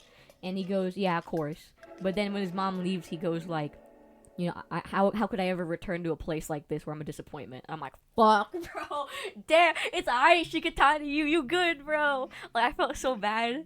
And then, he apparently had, like, he was too afraid to keep in touch with, his friend, and it's revealed that his friend was actually trying to reach him via letters, but there was, so his arc is, like, I think his arc is pretty much finished, but his arc is that, there was, like, a teacher who was blackmailing him, because he joins the club, welcome to the club, buddy, he joins the club, and, you know, he's essentially, you know, doing these things, and I guess one of the teachers participates in the thingy, which is no good, and also very illegal. But he gets into an abusive relationship with the teacher, essentially, and the teacher beats him, which is, like, fucked as hell. And it is actually portrayed as being bad too, which is a W when Fujos are involved. It's a W here. Okay, I'll say it's a W here. And they actually get him arrested, so Fortnite dance on him. But essentially, he gets into an abusive relationship with the teacher. The teacher beats him whenever he acts out or acts disgusted by him, which he does, and so the teacher blackmails him by going, like, oh, you know, he apparently like started intercepting the letters from his childhood friend because he knew about it, and he kept saying, you know, if you stop doing this with me, and if you tell anybody, I'm gonna you know, tell your friend exactly what you're doing here, and he can be disgusted by you, which is, like, fucked as hell. I'm glad that bitch got arrested. But yeah, like, hi, Baron Senpai. We're talking about a character arc right now, from a BL, and so what happens is that the club comes together, and not in that way. They come together and they actually do like a sting operation. Like, they literally do some, like, Chris Hansen shit, and they like you know, they perform a secret sting operation and try to catch him, and they do catch him, and they report it, and the guy gets owned, and that was dubbed. But yeah, that's some of the depth of that guy's arc, which is honestly probably one of the deepest arcs in any of these characters, aside from Yachan, which is why I liked him so far. let's talk if I enjoyed it or not. So, the basic premise is Fleming, I love that. The basic premise is kind of Like the basic premise is kind of like, you know, it's written by a Fujo. You know, like what am I gonna do? I feel like, hi Snake, I hope you're doing okay.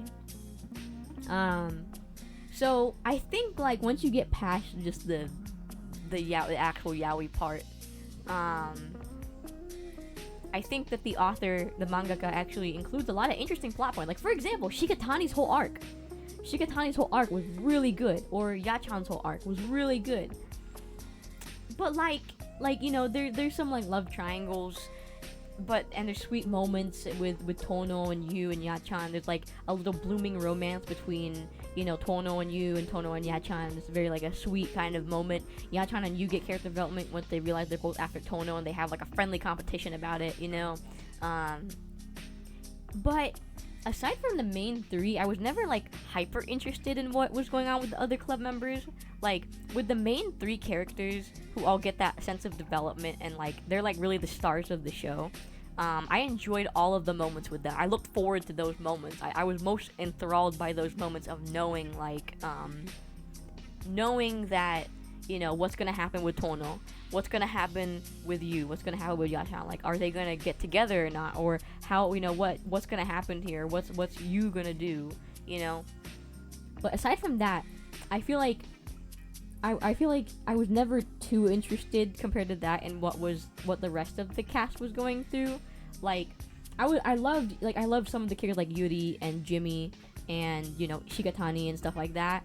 And that's mostly because like in terms of Shigatani, he was a well-rounded character. He had it's interesting with Shigatani as well, because I think he's a good example of what I'm going to talk about as well, about how the author portrays the other club members and their relationship to each other, because we know that they're like supposedly close, or like Shigatani is actually, turns out like he's not a brat all the time. He's actually like really soft and a caring sort of person, and we see that sometimes. But it always felt out of place to me, because I never got the implication that he ever cared.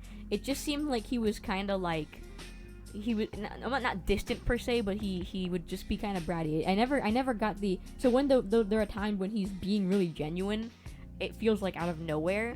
When like, I'm glad that he does have that side to him, but I wish there was like a better like implication that he did care about these people before that. Or like when, for example, there's this a part where they have like, you know, the summer episode, not the beach episode, the summer episode, where they go into the woods, and Tono and Yachan get stuck in a rainstorm, and they're missing, and Shigatani is actually the most concerned about them, and he feels guilt for not keeping a closer eye on them. And that felt so out of nowhere, because I'm like, when did he ever feel like he cared? Like, when did he ever imply at all that he cared about these people? If anything, he always seemed kind of annoyed by them. So it was kind of like an out of nowhere thing. I wish we had some mild implication of how he felt about them, but I mean, we take what we can get. Here. And like with Yuri and Jimmy, I was interested in their arc because they're just two really entertaining characters. My song clap. We're gonna play this one. Like I like Yuri and Jimmy's stuff because they were just really fun characters, and I wanted to see more of them because they're so funny. And they're used a lot. Like they are, in terms of screen time, I think they get more than Akemi and Itome a lot of the time, stuff like that. So I really just liked a few of their plot points, and not all of the club members' plot points. And like I said, like a few, like Akemi. I mean, I say most of the other ones. I'm talking about like Akemi, or even Shigatani's kind of like not too likable. Like he's sympathetic, but not too likable. I'm just biased. And most of the club characters are not like likable people, and like Akemi is like just like a perfect example of that, where like he's a toxic boyfriend essentially to Itome, and Itome does not get nearly enough screen time to be likable. I just felt like pity for him. I didn't get a real sense of his character aside from the fact that he's a bottom with Akemi and not with other people. Or Yui. Yui's fucking annoying. I didn't like him. And Yui's okay. He's part of the main trio, so I guess it doesn't count. But like, I hated Yui. I didn't like him, and I just wanted. I every time he was on screen, I'm like, skip. I'm like, nah. We moving up. I don't care. So it was just kind of like there's a few standout characters in the club, and then there's a bunch of like okay, I guess characters. And I think obviously like the author herself or themselves said like, hey, I wrote this because I was horny, like, and I'm like, all right, fair enough. But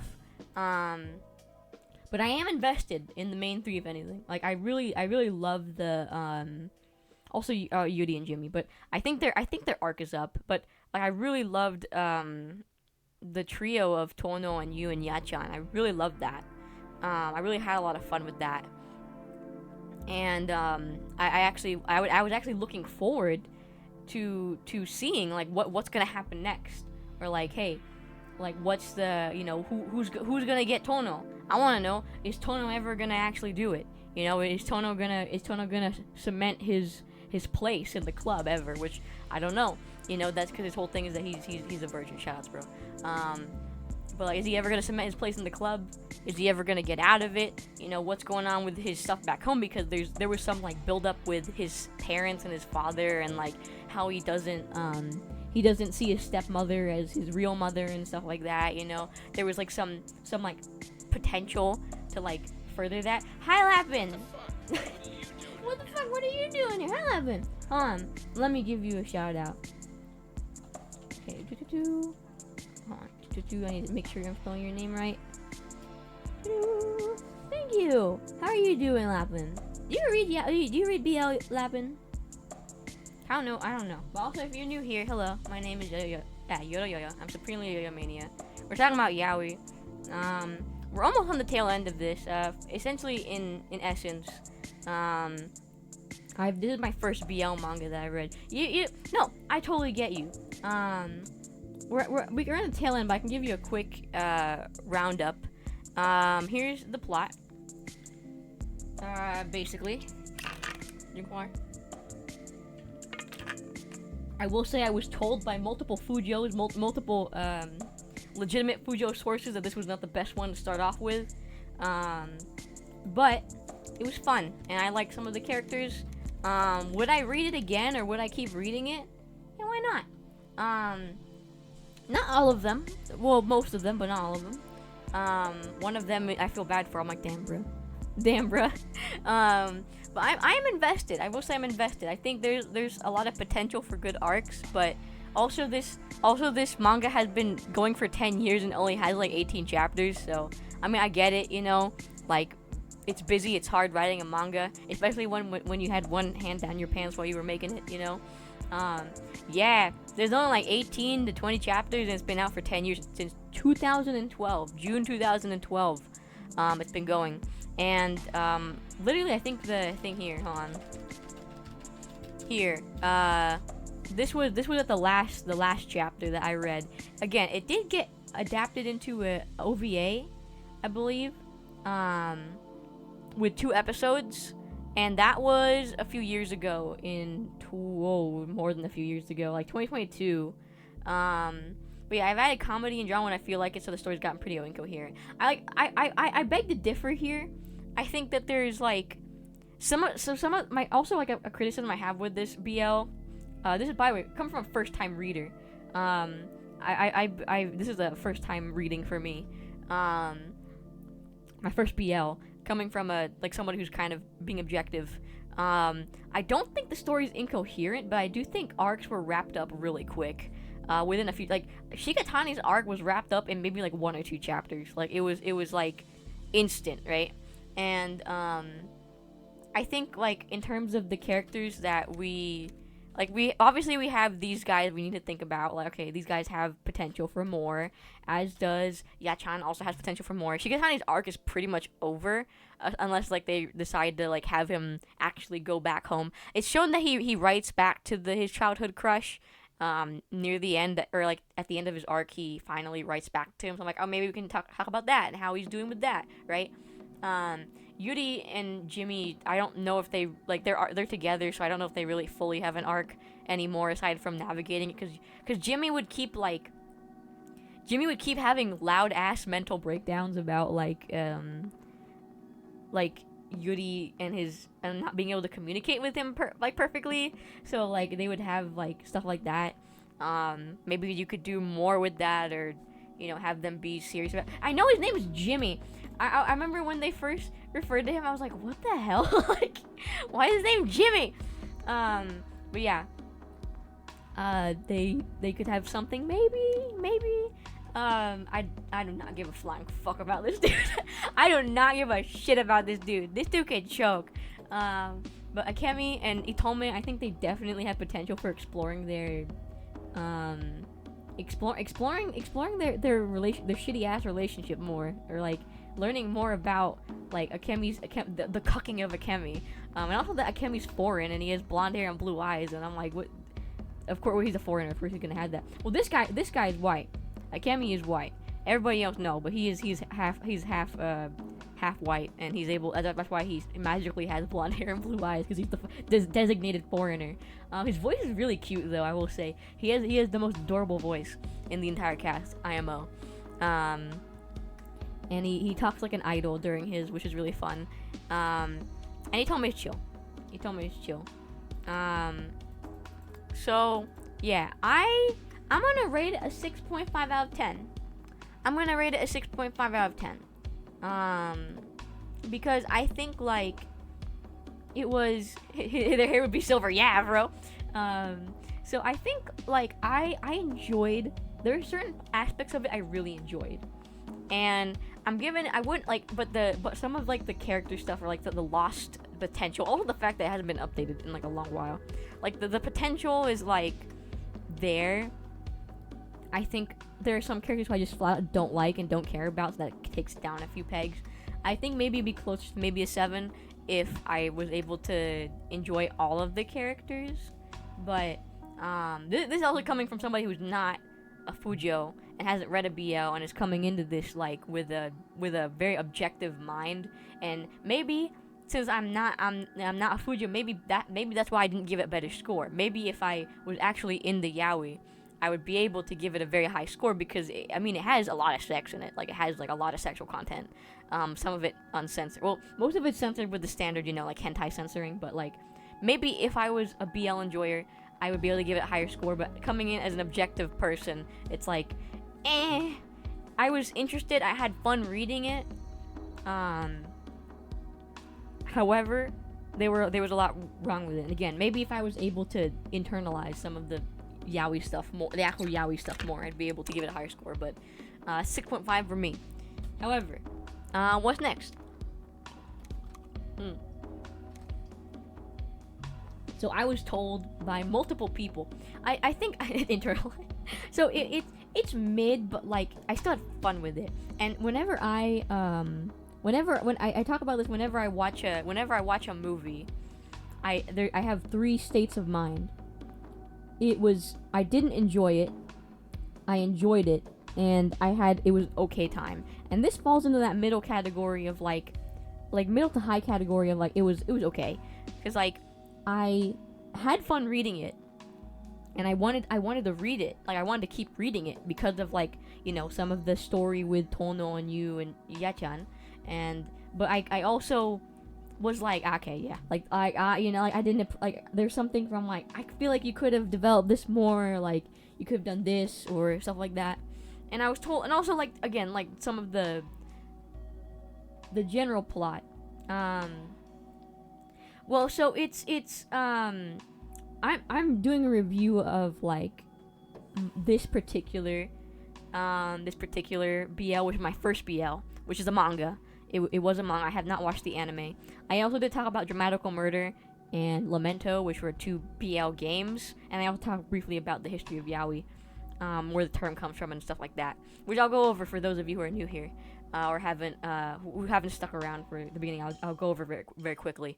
You can watch the VOD if you are interested in learning. Oh no, it's okay. This is a manga. So I was told across the board by multiple, what's the word? Not resourceful. Multiple Fujo resources, and multiple. My dog barking. Yaoi heads, if you will. Yeah. That this was not a good place to start. And that I think of all the ones, I think it was Ashton Martin was like, bro, of all the ones you could have possibly chosen, you chose the worst one to start with. I will say, like, again, like I want to make it clear. Let me be clear. Not all yaoi is like this. The entire stream I kind of shit talk Fujos and memed on them a little bit, dunked on them a little bit, like a, Oreo and milk type of beat.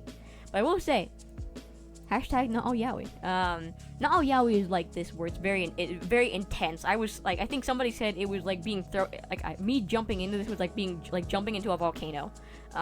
Pretty much, like I was like, I just absolutely jumped into it. Yeah, like there are a bunch of yaoi that are more, maybe more for me, but I don't know that. I wasn't sure if maybe we were going to have some Fujos attending. But again, I'm not sure if there's any immediate suggestions off the bat for something for me to enjoy. Because again, it was not. I'm looking for a nice start to my yaoi career as a Fujoshi lawyer who defends Fujoshis in court against the allegations of being a Fujoshi. I need to know what my clients are looking at, what they're working with here, because I gotta know. But I'll do a quick thing for those of you just joining. Some of the yaoi that I've consumed in middle school. So for context, when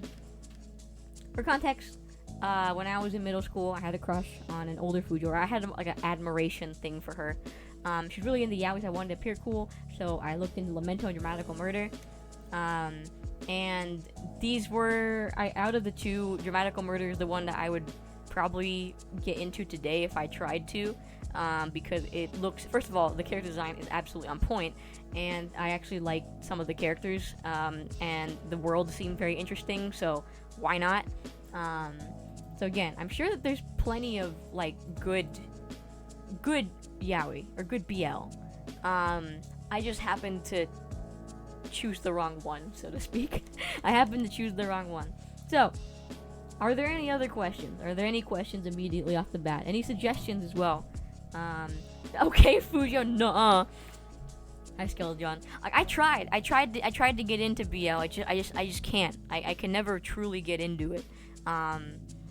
Maybe I'm just, again, maybe it's because like I like Yuri though. I consider myself that. Legend of the Blue Wolves is out of these. Okay, I'll keep that in mind. Thank you very much.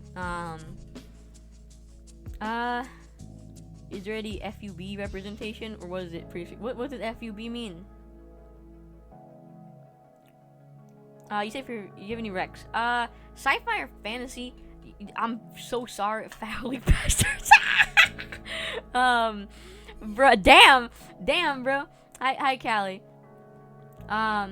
There's some FUB. There's some. Well, I feel like there's some FUBs or FUBs. Also, hi, Callie, my top client. I feel like I've seen a few, but they're not used like in the storytelling sense. You know what I mean? Yeah, like they're literally just they're villains in NTR, literally. So I tend to prefer Yuri. So I'm so sorry, Candonon. Those are the 2 settings I do not give a fuck about. Sci-fi and fantasy. If there's a manga in that setting, I just tune out immediately, unless it's like Macross or something like that. I can never get into sci-fi or fantasy. My immediate rec is So Do You Want to Date or something. I think that's the name of it. I think that's the name of it. And it's about these 2 girls who are like the only out or sort of out lesbians, and they go, So do you like want to date? Because that's all we got here. It does get a little frustrating at times. It has like the shoujo or like otome manga of like being like, oh my god, girls, like, can you guys just communicate for like once in your fucking life? So it got frustrating for me because I'm like, girl, we're gonna be stuck on this shitty ass cycle forever. Fix it. So I'd recommend that one if you want like a little cute thingy, a little fun thingy. But also when I first discovered BL, I was in 6th grade. I was in 6th grade, and I actually I said it during the presentation. I was introduced to it by a Fujoshi who was very kind to me. I was in middle school. I was in 6th grade. I was fresh out of elementary school. In elementary school, I was the only open anime fan who actually watched different sorts of anime. And I was like 10 years old. But in 5th grade, I was like the only like. I was the only anime fan I knew, essentially, so when I went to middle school and I met this 8th grader who stopped me in the halls and said, "Oh my God, is that a Hetalia shirt?" and then gave me a hug for wearing it. I was and also dressed like a scene kid. I was like pogging, and I looked up to her a lot. And I really wanted to dress like a scene kid too, so I never got to. And she was really into Yaoi, and she introduced me to Lamento and Dramatical Murder, and that was my first ever instance. Also, being in the Hetalia fandom when I was like 10, also inherently introduced me to Yaoi because, oh.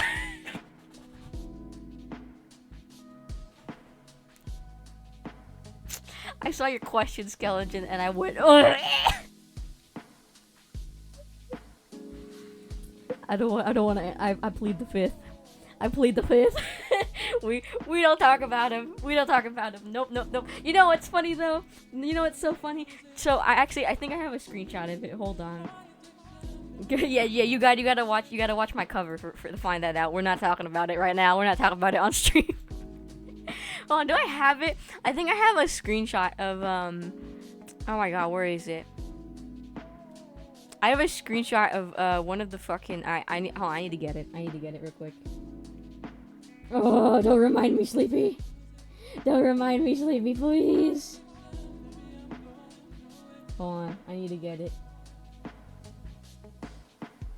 Where is it? I got a screenshot. I got jump scared by that motherfucker, bro. Oh, you bitch. Did I delete it? I hope I didn't. I think I might have. I couldn't handle staring at that bitch. I'm on time limit too, cause it's Callie's favorite is I didn't like Britain. His eyebrows were too big. Also, my homie, my RP friend back in the day was into him, I believe. Was into England. I don't think I have it. I think I deleted it. Oh, never mind. I found it. Uh-oh. Oh, we're good. Hold on, guys.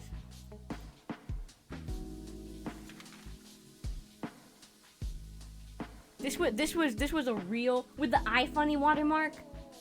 With the iFunny watermark, bro. A Hetalia meme with an iFunny watermark. What? That is the most like.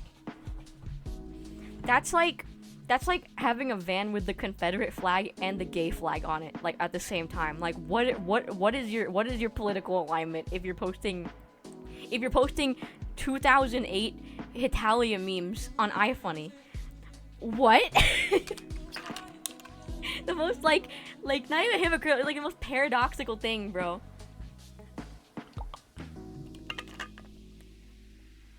Bro, because if it was like something else, I'd be like, yeah, true. But the iFunny watermark is taking me the fuck out, bro. That is the most like paradoxical image I've ever seen. But yeah, this was at the end of it. This was at the end of one of them. Bro, lads, I saw 9/11 fanfic in the Hetalia fandom, bro. On old school Quizzazz, bro. there was literally a fanfic about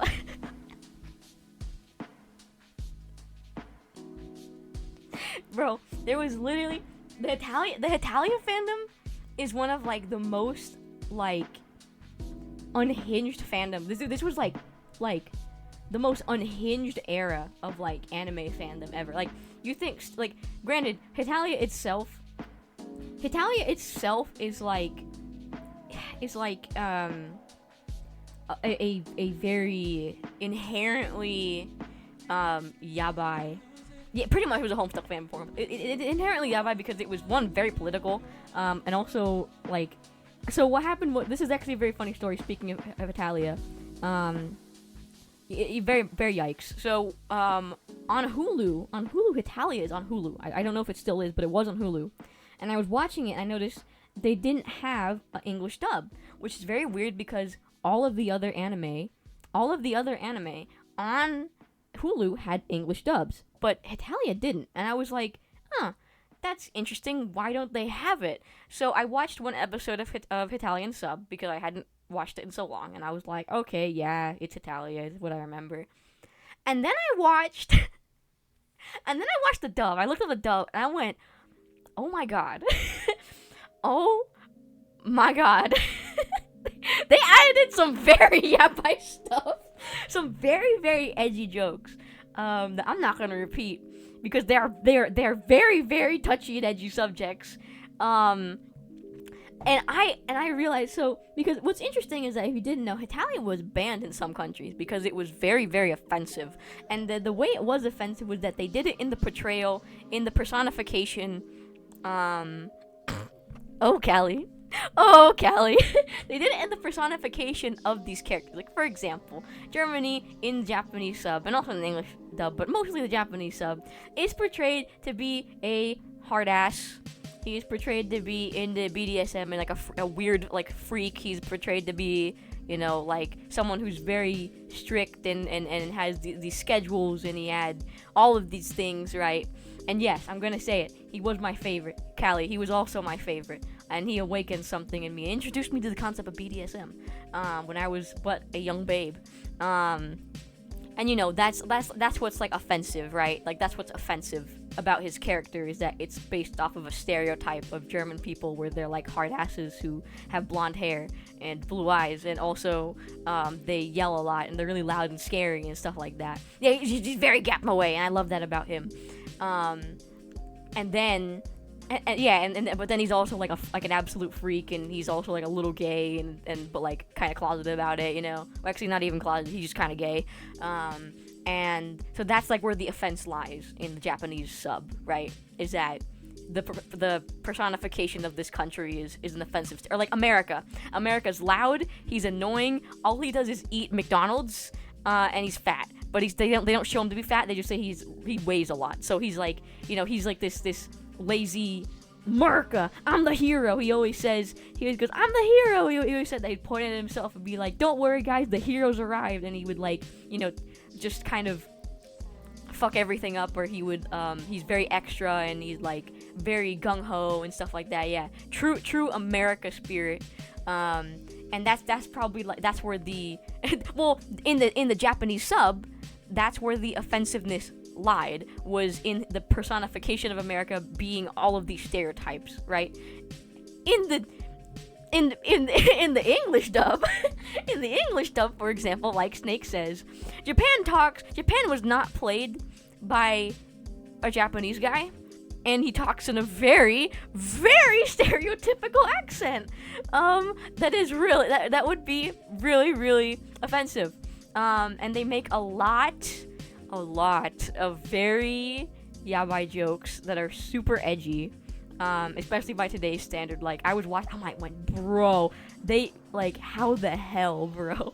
Like, how would they be able to, like, get away with this today? And Hetalia still, as of, like, 2020, had Beautiful World. It had Beautiful World. Hi, Von Clevo. It had Beautiful World. And it was, and it was, I put on lip balm, it was dubbed as well, with most of the original cast, which is pretty cool, not gonna lie. Shout out to Patrick Sates. But, they did kind of stick to just, bro! Sleepy. Sleepy. Bro, I remember that one because I remember it, he goes, oh, I'm not even gonna say it. I'm not gonna say it. But they make a very, specific joke. And, yeah, they make a Holocaust joke, and that was insane. I went, how the hell did they get away with that? It was when, Romano, who's Southern Italy, ? Say the clippable joke. No, I'm not gonna say it! It was so fucked up. I remember because I watched the episode. I watched the dub, and I went, I literally went, what? I went, what? Like, out loud. And I was like, how the hell? And you know what's crazy? You know what's so crazy, guys? The Hetalia fandom.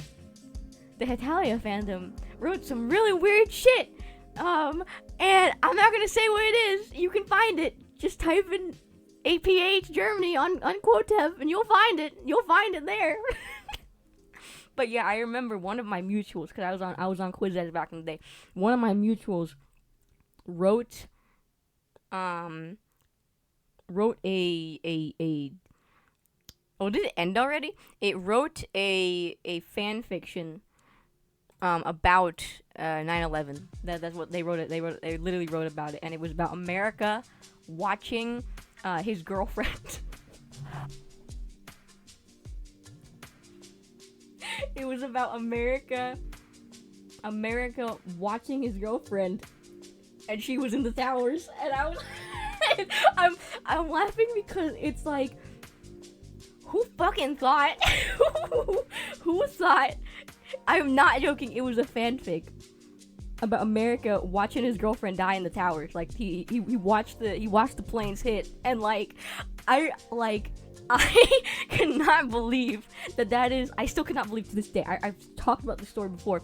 I cannot believe to this day that was written, and I was like, great job, Umfi. Like, because I was keep in mind, I was like 10 years old when I had unrestricted internet access, right? And I was on Quotev just absolutely doing it. And I said, wow, this was so powerful. Like, I was 10, I said, this is powerful, this was deep. And I'm like, literally, this is a fanfic about a national tragedy from like 10 years ago. Fucking hell. Yeah, literally, it was like feeling God in this fanfic. Literally, I was like, this is so deep. Like, I was like, I remember telling like my mutual, I don't know where it is. I have no clue what it's called. This was more than 10 years ago, so I don't fucking know. I haven't touched my account in a long ass time, and I don't even know where it is. But, goddamn indeed. I was, yeah, literally, it was not even like 10 years. It was like 10 years prior, like 9 years, or even, I don't know. Cause I was like, what the fresh hell? And we're already making fanfics about America from Italia breaking down crying because he saw the second plane hit and he was calling his girlfriend and she wasn't responding. Like, and everybody was like, this made me cry. Like, everybody in the comments was like, this was like beautiful. I will find it at some point. I legitimately do not know. But I remember telling my mutual, I was like, this was deep. Like, you really cooked with this one. And I'm like, what was I thinking? Like, what the fuck? What were any of us thinking in this godforsaken fandom, bro? That fandom was like a lawless wasteland. It was a lawless wasteland. I'm trying to think of any other weird fics that I remember. That was actually my first time reading smut as well, was from the Hetalia fandom. So, shoutouts, I guess. There was a lot of stuff about France as well. I recall. Don't remember. Also Spain as well. There was a lot of... Yeah, that fanfic was my personal 9/11. Bruh. Oh my god. Bro, that... It was literally somebody's personalized 9/11. It truly was. It truly was. There was... God damn, bro. What was this, Sleepy? Because I might be able to confirm or deny.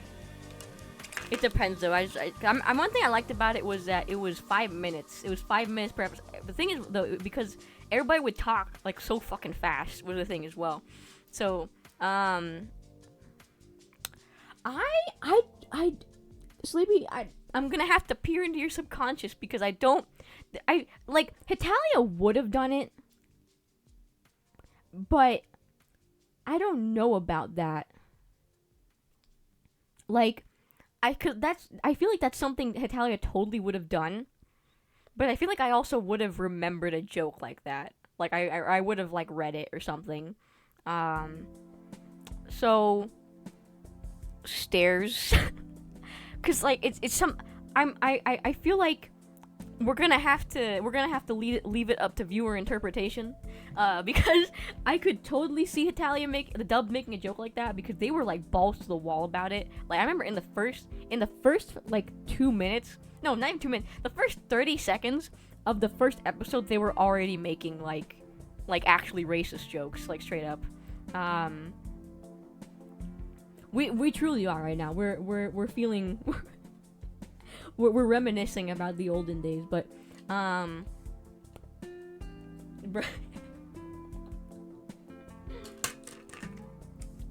Hetalia was absolutely just out there. Like, I think yeah, Hetalia was South Park for anime fans. I think, personally, I think it was South Park for anime fans, or at least girls and people who were into Hetalia at that time. And it's funny because it inspired, I think somebody said, oh my god, I had an America doll. I had an America doll back in the day, and it was cheaply made. I really do wish I had a Germany doll, though. You know, maybe I don't actually. Like, Sleepy's right, though. The humor was just so blatantly edgy, and I still cannot believe that as a kid I consumed that, because I was like in middle school. The first time I watched Hetalia was in 5th grade. Oh, Kazuma! What the fuck? Thank you, boys kissing boy. We're talking about Hetalia. I didn't like Idley. I thought he was annoying. To this day I do. But hold on, let me shout you out. Thank you so much, Kazuma. Thank you for the boys kissing raid. Thank you so much. We're talking about Hetalia right now. Yes, we were. We actually finished our initial discussion about it, and we're talking about Hetalia and the horrors of the Hetalia fandom from back then. So if anybody here has liked Hetalia before or watched it, please let me know. I have the unfortunate sin of liking Germany when I was younger, because no, you know what's so fun? This is a very fun fact, and I'm gonna be very earnest here. Yes, I did, Sleepy. I listened to Germany's all the time because I loved him. So when I was, okay, I'm gonna humiliate myself here, but I've already come to terms with it. I made a music video about it. My sexual awakening was Hetalia from Germany. That's right. The first time I ever blushed and turned red and felt a little something in my stomach was because of Hetalia Germany. And while other girls my age were falling in love with Justin Bieber or Jesse McCartney, and blushing whenever they came on screen, I watched. Actually, no, that's not correct. Why I'm a dictator. That's a later story. That's a later story. The reason I'm a dictator actually is because I got bullied in high school, and this was I got called not very nice things, and so I became a dictator to reclaim that and show that dictators are pussies and they're not cool people and they suck and they don't get pussy at all. No. Also, part of the rules is that we don't make allusions to real life dictators, because one, it's yabai, and two, that's not it at all. So no, actually, but I'll explain real quick why I'm a dictator. It's not related to Germany, Hetalia at all, but it's actually because when I was in high school, I had a friend who had recently. So I was in AP Euro, which is where my name comes from. It comes from the class that I loved so much when I was in high school, which is AP Euro. But now it's Yoro because it sounds better with yo-yo. But I was in AP Euro, and my history teacher was notoriously bad at names. And well, it's a class essentially. It means advanced placement European history. So it's a class that's available in most high schools, and it just means that you get college credit for history if you take it. And so AP Euro was the class I took. And my history teacher was notoriously bad at remembering names. He was notoriously bad at it. And so what he would do is that he would give everybody he was quite the nerd, by the way, so he would give everybody like a historical nickname that he associated with them, and it would help him remember your name. And so after like a few months, he would, of getting to know us and filling out like forms of like getting to know people, he would go around the class and you would be bequeathed your name. And this was a very big part of why his class was so popular. Because because of that like nickname thing, like everybody would kind of wear it like a badge of honor, and be like, oh, when I was in his class, I got like Marie Curie or something like that. Like they'd it was a very big thing in my school what your nickname was if you did take it. Oh, thank you, yeah, thank you so much, Kazuma, for the raid. I'll be having a great year too. We're chilling over here. But so what happened was at the time. Imagine name was Oedipus. Oh, it's Jover for you. But usually they're characters from history, and they can range from being super obscure. Like for example, like the only reason I remember like the Unification Wars of 1848 is because like somebody had like a specific guy like Giuseppe or something from those times. So I remember that one. Oedipus is a whole can of worms. We won't get there right now, but yeah, some people got somebody lame, and that's fine. But so what happened was the following. My friend, my best friend at the time, she had recently discovered that she was like 30% Russian or something. And she made it her entire personality that she was Russian, and she would buy Adidas tracksuits and Slav squat everywhere and drink water and pretend it was vodka. Like, it was kind of cringe looking back on it, but she was just so like she made it her entire personality once she found out that she was Russian or Slavic. No, she didn't actually. She didn't have blue hair. She had brown hair, and she would always be like, "Behold my like Slavic arms" or something. Like, she would just say that shit all the time, and partially like, well, I wish it was. I wish we were cool enough to be a skit, but we weren't. Oh yes, definitely Nutmut or Nutmut. So what happened was, obviously, essentially, my best friend went through this really big change where her entire personality changed. I didn't quite like that because I don't handle change very well, first of all. But I was also very annoyed because every time we talk about something, it would always circle back to Russia somehow. And I would get very annoyed because I'm trying to have this like conversation with her, but she just keeps inserting like Russia or like Slavic stuff that isn't even like it's not. I'm not not even like cool like traditional Slavic things. It's just like meme shit about Russia, and I would get kind of annoyed by it because I'm like, I'm trying to have a conversation with you. And so it became kind of a joke because we sat right next to our teacher's desk. It became kind of a joke where I would just kind of like hate on Russian people, right? Because I'd be like, oh, you're just so annoying and stuff like that. And so I would like pretend to like, it was half a joke because on one hand I was legitimately annoyed that she just made her entire personality about being Russian, but on the other hand I was also kind of like, poking fun at it, being like, oh, I hate you because you're Russian. Oh. And so the fated day came. That was all background information for what you're about to hear right now. The fated day came. We were sitting, we got our nicknames last because he started from the other side of the class and worked his way towards his desk. And, so keep in mind, the joke between this teacher and I, and my friend, is that I hate Russian people, and I don't like the Russians, okay? keep that in mind. So he goes around, he gives all the nicknames, like I got Giuseppe. I'm trying to think of anything else. Our friend got like some artist, I can't remember. It was like a Baroque artist, I can't fucking remember the name of, because he was just really into drawing, I guess, and he got that nickname because he was the artist TM, it was like a Baroque artist, I can't remember the name of, and he gets to my friend and he goes, I'm gonna name you Stalin because you are so proud of your Russian heritage. Thinking about it, I think Lenin would have been better, but because Stalin's, like, if you've read anything about Joseph Stalin, that guy was like a Sonic OC of a guy, so whatever, though. So he calls her Stalin. And so he goes to me, and he goes, Yodo, you hate Russian people, do you not? And then he bequeathed to me the worst thing I have ever been called, which was Funny Mustache. I'm not gonna say his name, but he gave me the title of the Funny Mustache Man.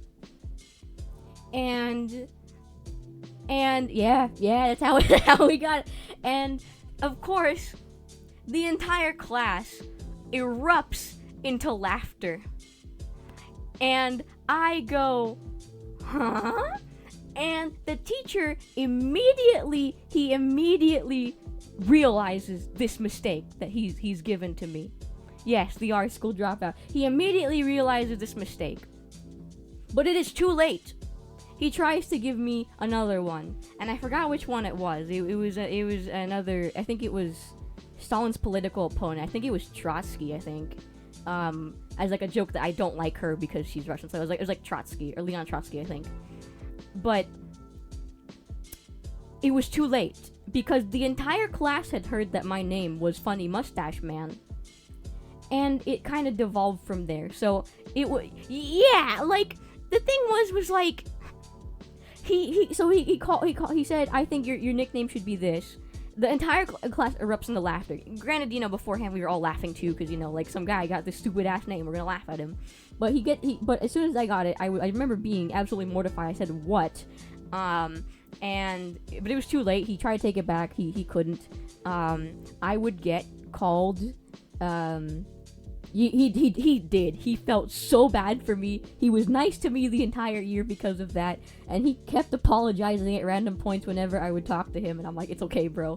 It was not okay, because that was in sophomore year, so for the next 2 years of my life, people would pass me by in the halls and call me Mein Führer, and stuff like that, and literally I had somebody actually try to give me his book as a gift, and I hated it. I hated every second of it, and I did get bullied for I got bullied for it, essentially, and so when I wanted to make my VTuber, like after high school, it kind of became like a funny story to tell, but I still was kind of like I still kind of wasn't happy about it. And so when I decided when I was gonna become a dictator VTuber, I wanted to. It was also around the time of North Korea being like really big, or being kind of like in the news more. And I had watched Charlie Chaplin's The Great Dictator because I was really into classic movies, and I wanted to watch that one. I watched it and it reminded me of when I got called that. when I got called that. And so I love Charlie Chaplin's depiction of the Funny Mustache Man because he painted him like a bitch. Like he painted him like this like little bitch who was like faint because he like. He thought of world domination too much and got hard and like died or something, like he painted him as this pathetic guy. And when I wanted to become a VTuber, I decided that I wanted to carry on that tradition of that Charlie Chaplin did, and I would make a character who was very who showcased that, like that dictators are what are just the power that they're given. In reality, they're like little pussy bitches who don't get pussy, and I don't get pussy anyways, but like it makes it funnier. So essentially I made Yodo as a character to I know we're kind of pulling the curtain back a little bit, but I made that character to make fun of dictators and show that they're pussies, you know? Cause originally, like, the lore that I had was that I didn't know how to run a country, and I just make stupid laws like no homework, or like, you know, or that Yo-Yo Mania is like a shithole, because, you know, usually it is. So yeah, I kind of took hold of it, and now I'm here, and now I kind of own it, and yeah. I kind of lean more into supervillain stuff now, but yeah, that's where my dictator nature comes from. Is a way of reclaiming that, because it was tough, man. 2 entire years, bro.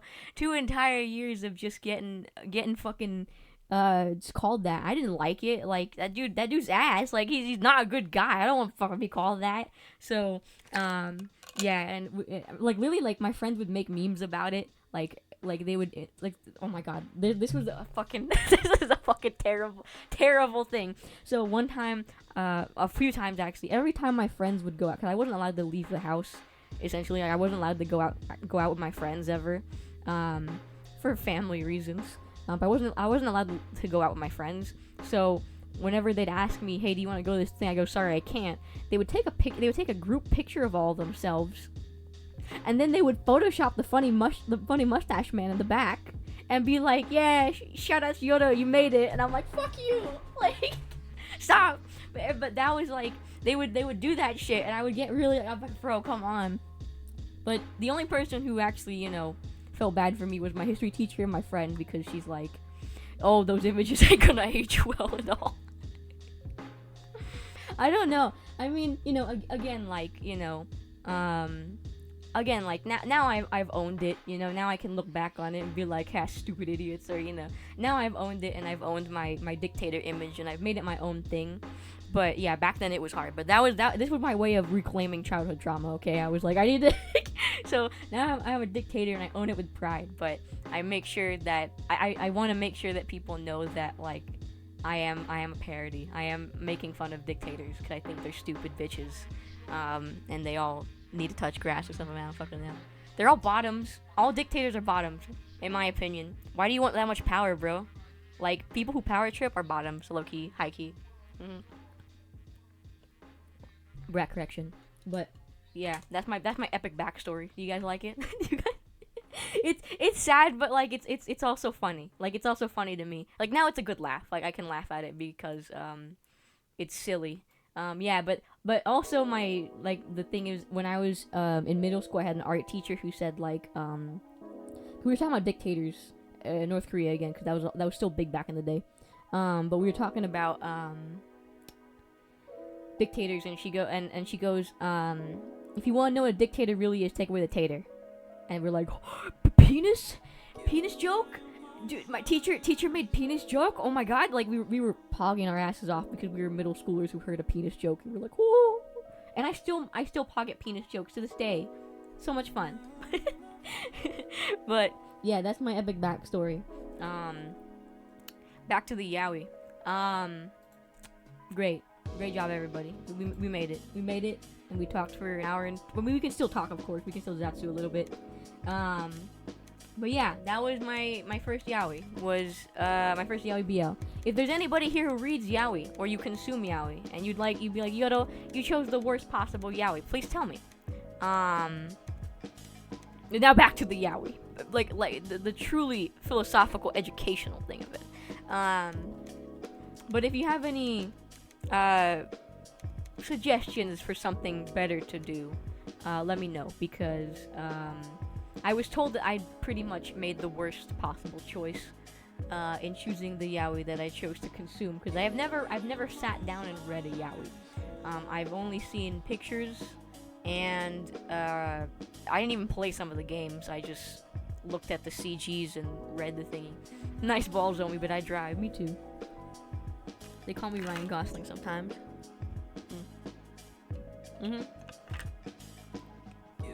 Hell yeah. Oh, welcome to the club, Classicolas. Welcome to the club. Jojo is the true Yaoi. Dude, you're so right. Yeah, dude, Jojo fans take it up the ass as hell. Good for them. But yeah, Classicolas. Do you have a recommendation? Because I read So for those of you just joining us or you're not sure what's going on, I read Yarichin Bitch Club, and I talked about how I rated it a 6.5 out of 10 because this is coming from somebody who has never read a yaoi before. I've never read a boy's love, and I was very objective about it. And I think mostly again, for me, I didn't really. I skipped most of the sex scenes. You're like, Otome More, you're very base because I'm a very big Yuri fan. Well, just girl stuff in general. Because I was told the legend of like the Blue Wolf or something was really good. But I was told that a lot of manhwa these days feature a lot of yaoi elements as well. I think I just kind of have a hard time finding a good premise. Like we talked about, this premise was kind of uncomfortable and it caught a lot of I literally watch Gachamuchi. Hakuoki. Okay. I agree. Well, I agree because I don't know anything about it.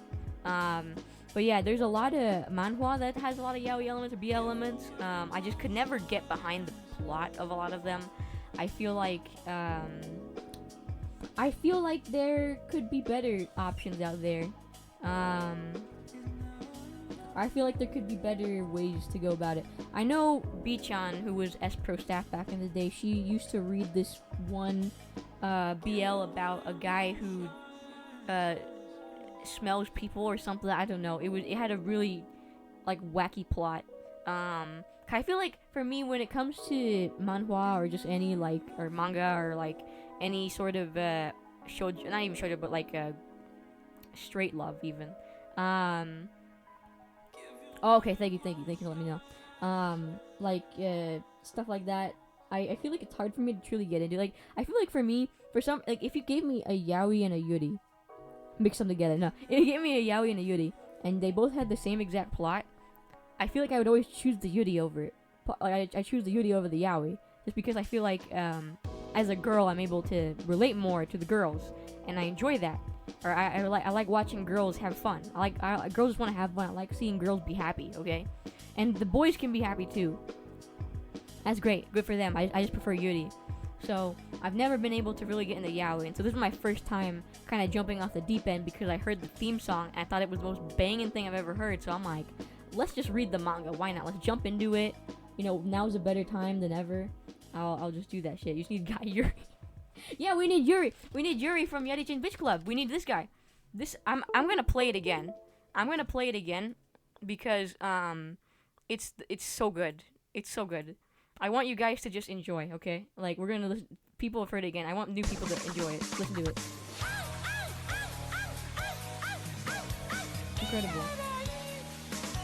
Incredible. I love him, bro. We need Guy Yuri. Incredible. He's country. I want more of this guy. Whatever the hell he is, I want more of him. Look at him.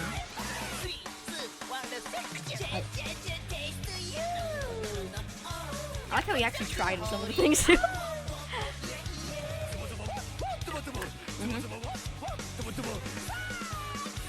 I love the lyrics too. They did a great job.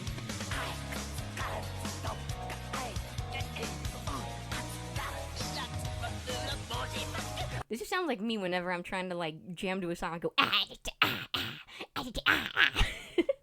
But yeah, like I want give me Guy Yuri. This is Guy Yuri. This is silly Guy Yuri. But yeah, this is my favorite character. I love him. When the Gachi remake at some point, I did do a cover of it. I'm gonna so if you're new here and you want to get the cover, I'm gonna release it on Discord because my parents watch my YouTube. I don't want them to see me singing this song with such promiscuous lyrics. I know I did. I want to show it again, but I don't want to annoy people who've seen it like 20 million times. Because I can show it. I did do a cover of it. Do you guys want to see it again? For the millionth time that I've showed it on stream? Show it again. Okay, give me a minute. I'm going to mute some stuff so you guys don't hear anything. Alright, go enjoy.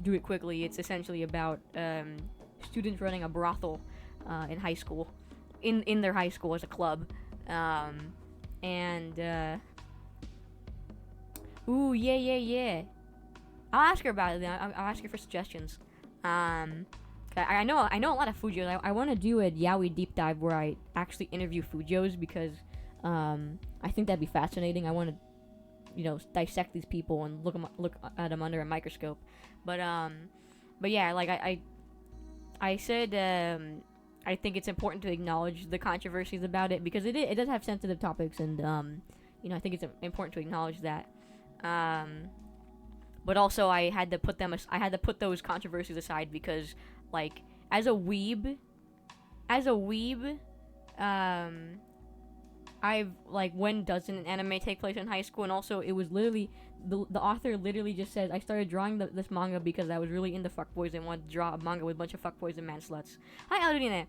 And so, yeah, I'll move my fat-ass head, but literally that's what the author says. The author says.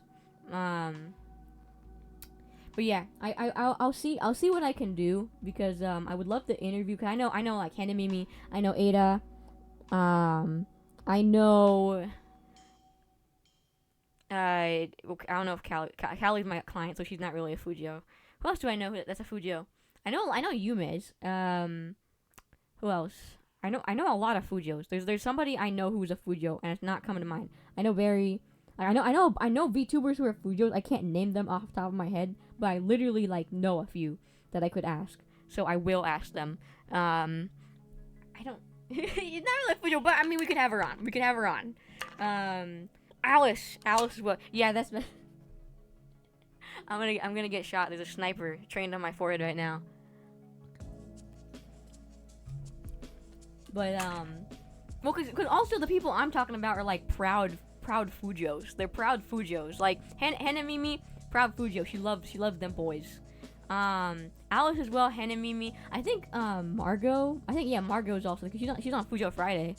So I think Margot's also Is Hina a Fujo?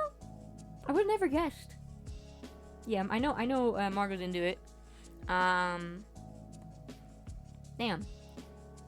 Mari I could see also maybe, but yeah, I'll see who I can contact and interview, because I think it would be fun. Everyone's a Fujo that don't know it yet.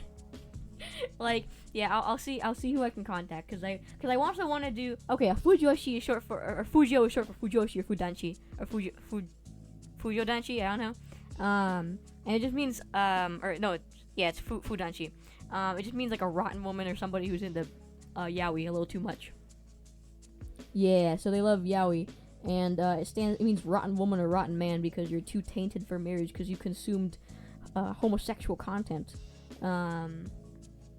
Naomi was the 50 shop. They're Fujo or lesbians. Oh yeah, also Ashton Martin. Ashton Martin's also a Fujo as well, and she's very open about it. So I have like a top 5 I might ask. But if anybody knows anybody who'd be willing to give me their experience as a Fujo, let me know. I'm also trying to do something I gotta do now is that I want to do Yume Joshi of the Week, where I have a website. And I have a thing called Baby Girl of the Week where I talk about a fictional character in the fan fiction I read for them. And I wanted to do also a segment called Yume Joshi of the Week. If you don't know what a Yume Joshi is, I need to do another Yume Joshi review, by the way. If you don't know what a Yume Joshi is, it's essentially somebody who ships themselves with fictional characters. And I haven't touched the Baby Girl of the Week in a while because I just got busy and my computer died and everything, but I want to go back to it. But Yume Joshi and Fujoshi are like cousins, in that, like, I feel like some Fujoshis like yaoi because there's like they can project themselves onto the uke maybe or the seme, whatever. Whereas Yume Joshis are like those, but they cut the middleman out and just go, why do that when I can ship them with myself? Which is actually apparently a very controversial thing. Especially in today's community. I didn't know this, but there are some people who have self-shippers DNI in their Twitter bio, which I saw recently, and I went, guess I can't interact, man. Guess I can't interact. Didn't stop me from giving a like though. But I think there's like a bunch of people. It's like an actual like sin yeah, like there's people who don't like that, and I'm like, I'm gonna interact just a little bit out of spite. But yeah, it's like kind of like a sin, which is interesting because like I feel like it's become more accepted personally, but I don't know. I'm not entirely sure. I feel like there's like a it's weird because I feel like on Twitter and Tumblr are very different places despite having the same initial audience. And on Tumblr it's sort of like seen it's more open culture about it. Like it's fine. There's self-shipper blogs, and you won't get like, unless you're like really into maybe weird characters, well, quote unquote weird characters, like for example a lot of slasher fanfic will get angry comments. It gets weird where self-shippers get mad. Yes, I do know that because oh my god, what was it? There was some drama regarding this one mobile game. He's probably a Yuma Danchi, but he's weird. Yeah, I remember there was I think it wasn't Utano Prince Sama, but it was what was it? It was like a idol management thing where all the idols were guys, and they released like they had some like weird like yaoi shipping, mild yaoi stuff, and the Yume Joshis got mad. They got pissed. That was crazy. Yeah, it was. I don't know if was it Utapri? It was Utapri. Yeah. They got mad about it. Yeah, and the Dream Girls were like, nuh-uh. They were like, nuh-uh, wrong shit, wrong audience, dumbass. Like, that was funny as shit. Yeah, they fucked that shit up with that. But yeah, essentially, apparently, according to some sources, bro, you translated that. You know what? I applaud you. I also love Utapri. I love who's your fave? I like Natsuki. That's my fave. I like the soft-spoken, feminine guy who was really tall at the same time and cooked and was like he was kind of a milf, kind of a milf blog. But I also loved Utapri. I loved the mobile game. I loved that. That was really fun. But yeah, Yumes are a very interesting bunch. But I love us. I love how silly we are. And it's really interesting because nowadays I feel like self-shipping is getting not mainstream per se, but it's getting more accepted because I saw oh, if you're in Fu, oh, that's really cool. Oh yeah, Tokyo's a good choice. But I remember that Call of Duty had a lot of self-shipping, and I don't blame. Have you seen the men there? have you seen the men? Of course. There's always Fujo. There was Fujos in the Call of Duty fandom, but I felt it was also one because usually like in any fandom there's always gonna be Fujos. For example, probably some of the most scary, not even scary Fujos, but like the most not powerful Fujos, but like for example, okay. A thing that was a cultural event for the internet, at least the side of the internet that I was on, Destiel, that was like the pure result of Fujos. Granted, Supernatural was also blamed because of queer baiting. But yeah, I know there's SpongeBob Fujos. I've seen them. I was there with the Squidward X SpongeBob art. I was there. No. I'm not surprised because I've seen that shit. I've seen that shit, bro. Like, it's. I actually remember there was a SpongeBob Yume I saw, who kept, I think did you show me this, Sleepy? Or was it Callie? Where it was a SpongeBob Yume where she would draw her OC with him, but she was obsessed with like corrupting him. Yeah, the hot top. I love that though. I love that. Yeah, man. They lust after that guy. But I love that though, cause like, I don't know. I appreciate Yume's a lot because there's a lot of commitment to the bit. Yeah, you have to like, you have to commit to the bit. Or like the Randy fan Nora, she's excellent. Like she's just obsessed with Randy from South Park, and she gets drawings commissioned of him and stuff like that. And I'm like, yeah, like I love that for you, man. Like it's great. But I appreciate Yumas because I feel like they're, to me, most powerful. I will say, no, South Park. So it's really funny because I follow Nora's Twitter, and she kind of, I feel bad for her because she kind of gets like a lot of hate from other South Park fans for being like the one that blew up, quote unquote, because there are South Park Yumes and Fujos. And I agree with Snake, they're all possessed by dark spirits. I think they have seen the face of Baphomet, and they have convened with him, like, personally. But, yeah, because there are some South Park Yumes who ship themselves with the main characters, and that's not okay. And they don't like her because there was one I saw, I couldn't tell if it was a troll. I think it was a troll account thinking about it, but there was one where it's like, you know, why is she the famous one or something like that, which was really crazy. I'm like, damn, bruh, there's some mad jealousy going on in the South Park fandom this day. But yeah, Yumas are, of course, you know, because I think for me when it starts being weird is real person shit. When you're being a Yume for real people, and I mean like that, and maybe like a how do I say this? I'm trying to think of like a Harry Styles type of thing where I'm like, alright, that's a real person. Like, well, Fujo's, hey, there's always gonna be Fujo's. I feel like I felt like, for example, yeah, it is kind of normalized, but I remember, like, sometimes, in my For You page on Tumblr, I'll get, because I'll get a lot of fan fiction for things that I'm not even, like, into.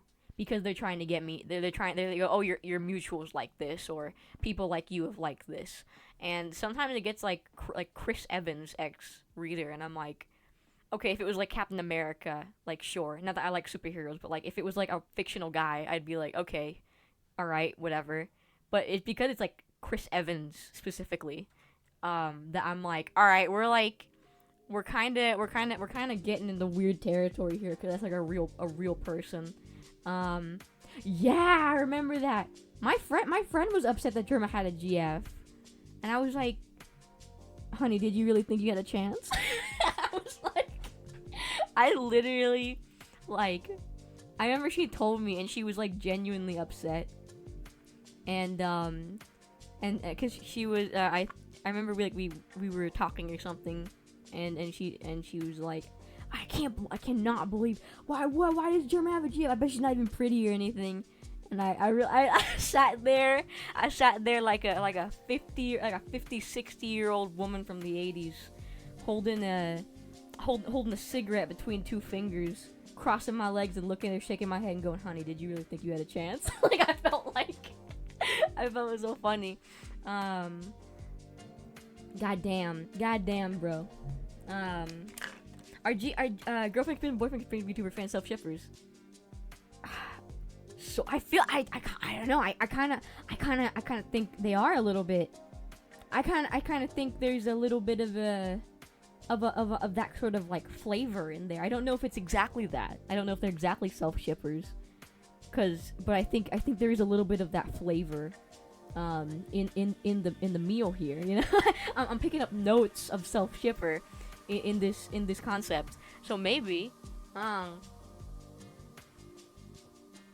feel like that's an aspect of it, because sometimes when you don't know, because like obviously there's the parasocial aspect of it, where you don't know this person, it's very interesting, because sometimes this has happened to me where people have like talked to me about a certain VTuber like a certain way, in like I don't know how to put it, but like it's been clear, like, oh, you don't know this person. Like it's like a weird thing where they like people have come to me talking about another VTuber, but the way they put it is like, oh, okay, it's like the, no, he would not fucking say that, but it's like it's like for a real person, you know, like that's what it feels like, where it's like, okay, you don't know them, or like, you know, are they like, you know, I don't know how to put it. It's like weird, because like as technically one of these, you know, as a streamer, as a streamer, I have to kind of acknowledge that.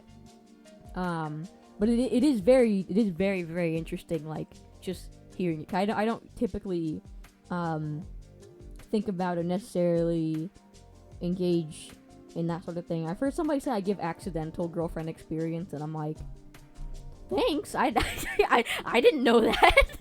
I'm great. Like I didn't know that I give that, but I'm thankful that you think that. I guess that's good. I'm glad to be wanted. I'm glad to be desirable. I'm so happy, guys. But it's I don't know, it's just something interesting when as someone who knows, I personally know some girlfriend experience streamers, like I know them personally, and then like hearing how other people talk about them, and I'm like, wow, like this is like the disconnect is very interesting. And hearing I was just hearing how people talk about them, and it's like it's almost like they're a character. I mean, they're playing, in the end they probably are playing a character to some extent, but it's like so interesting being like, wow, there's like a really big disconnect between the person in your head and the person I know, and that's always very interesting to witness, as somebody who probably is outside of that general experience, I suppose. Also, I have shipped my OCs with another person's OC, and I did feel like I felt like a king trying to make an alliance with my homie, and being like, I believe my daughter is a great match for your son. I think that if they got together, there would be great prosperity within our two kingdoms. Like I've done that. I treat my OCs like my children. So every time sometimes I'll like ship, I'll be like, I go to my friend. I go, so that new character you've created, that new OC you've created, that new D&D character that I saw that you put in the server there.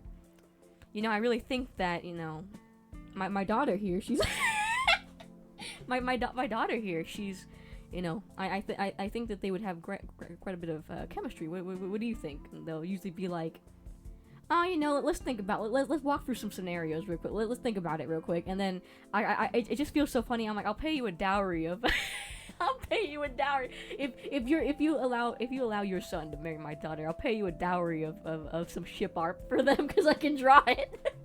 So I'll be like, if you because I think I'll be like, I think that you're, because listen, I base ships exclusively off of character development. If I ever ship my character with yours, it's because I think that they have really good character development, and they could like feed off of each other. Again, going back to these two, you know, like going back to these two. Yes, like I think that they have good character development, and they feed off of each other, and they beat off each other in ways that help them grow as characters and show more of their characters. So whenever I go to make a ship for my OCs, I go, all right, listen now. I think it would greatly benefit us. I think this could be a mutually beneficial deal we're getting in on here, where your son will get good screen time and character development because of my daughter. My daughter will do the same. As a dowry, I'll draw ship art of our characters holding hands and stuff. And you need to impregnate my daughter. You don't understand. Please, your son needs to do it. Please. I'm like showing up in game, like running at him like fucking Kowalski for fucking New Vegas. Just, hey, you need to marry my daughter. Continue my OC's bloodline. No, literally, I don't think I've done that before for that specific reason. I feel like I have. I'm trying to think, have I done that for? No, I did do that. I did do that for my OC's bloodline. I was like, listen, we could come to a thing here. We can come to a decision here, to a negotiation here.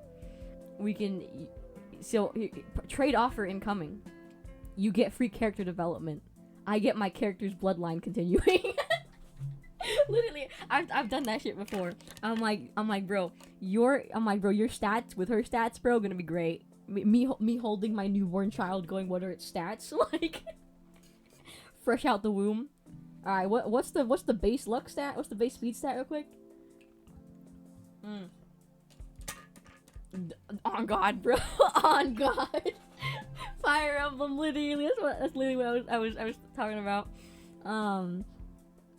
But yeah, like if I ever do OC and other friends OC stuff, I base it strictly on their vibes and the potential character development that it could give one character. I remember I actually approached one of my friends about for our D&D campaign pairing off my character with his explicitly because I actually felt like his character would benefit more from the character I was handing over than she would, because I just thought it would be like I'm like we could get some stuff out of this. We can get some cool moments out of this. So what can I say? I'm a very kind god. And I am the kindest person ever, actually. And I am so kind and beautiful and epic because I allow my OCs to give your character development. So I am the most generous god ever, I think. Yeah, definitely. Very humble as well. Yeah, I'm probably the most humble out of all the OC makers, in my opinion. In my humble opinion, my add. But yeah, incredibly down to earth. I'm the most down to earth out of everybody. I'm so humble. But yeah, that's my opinion on ships. There you go. But that's why I think sometimes you can't deny the character chemistry, and you can't help but be like, yeah, they definitely got something going on, even when they're not canon. But I'm so picky about my ships, not even for OC stuff, but just in general. I'm gonna switch over here for now. Let's chill. I'm so very picky about what ships I indulge in. I think we talked about it yesterday that I'm trying to think of the last ship where I'm like, this has to happen. And I can't really think of one. Aside from maybe Shadow X Amy from Sonic. There's a few I'm talking real fictional characters, not like OCs and stuff like that, because those are a different story. But I'm trying to think. Phoenix Wright and Maya Fey was also a big ship of mine when I was younger. I can't think of anything else though. I'm getting kind of dizzy looking at the screen. So maybe. I hope people are liking the thing. I guess that's good. Thanks, man. Ara liked my BL love interest thingy. But yeah, why is New Vegas trending? I don't like that. That's scary. But yeah, I feel like I'm very picky about my ships. I'm trying to think of a ship I that's recent, but I can't right now for some reason. It's most likely a video game or something. But I think that's all. We've been going for about 3 hours. That's pretty good for me. My voice is starting to crack, meaning that it's time for me to pack it up. So let's go raid somebody, shall we? Who's on right now? Is there a Fujoshi that's on?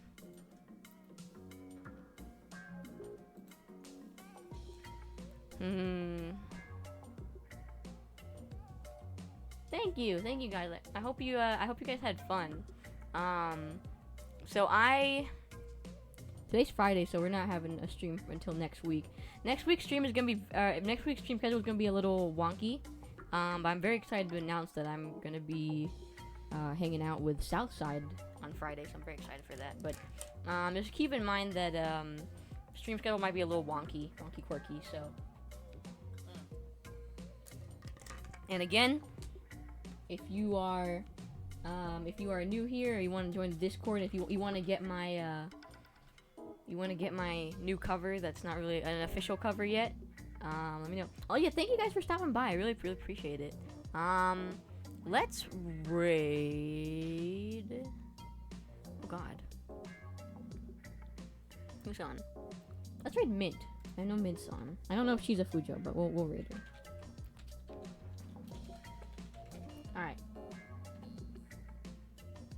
Alright. Go follow her. She's great. She's epic. And, yeah. I'll see you guys at some point next week. Alright. Alright, bye everybody. Remember that you're epic. Remember that you're worth the time it takes to learn a new skill. And take care of yourself. I stole that from Mercury Stardust. But yeah, just remember you're amazing and have a great day. I'm gonna go lie down and drink water and eat food, just for funsies. Alright? Alright. See you later. Bye-bye.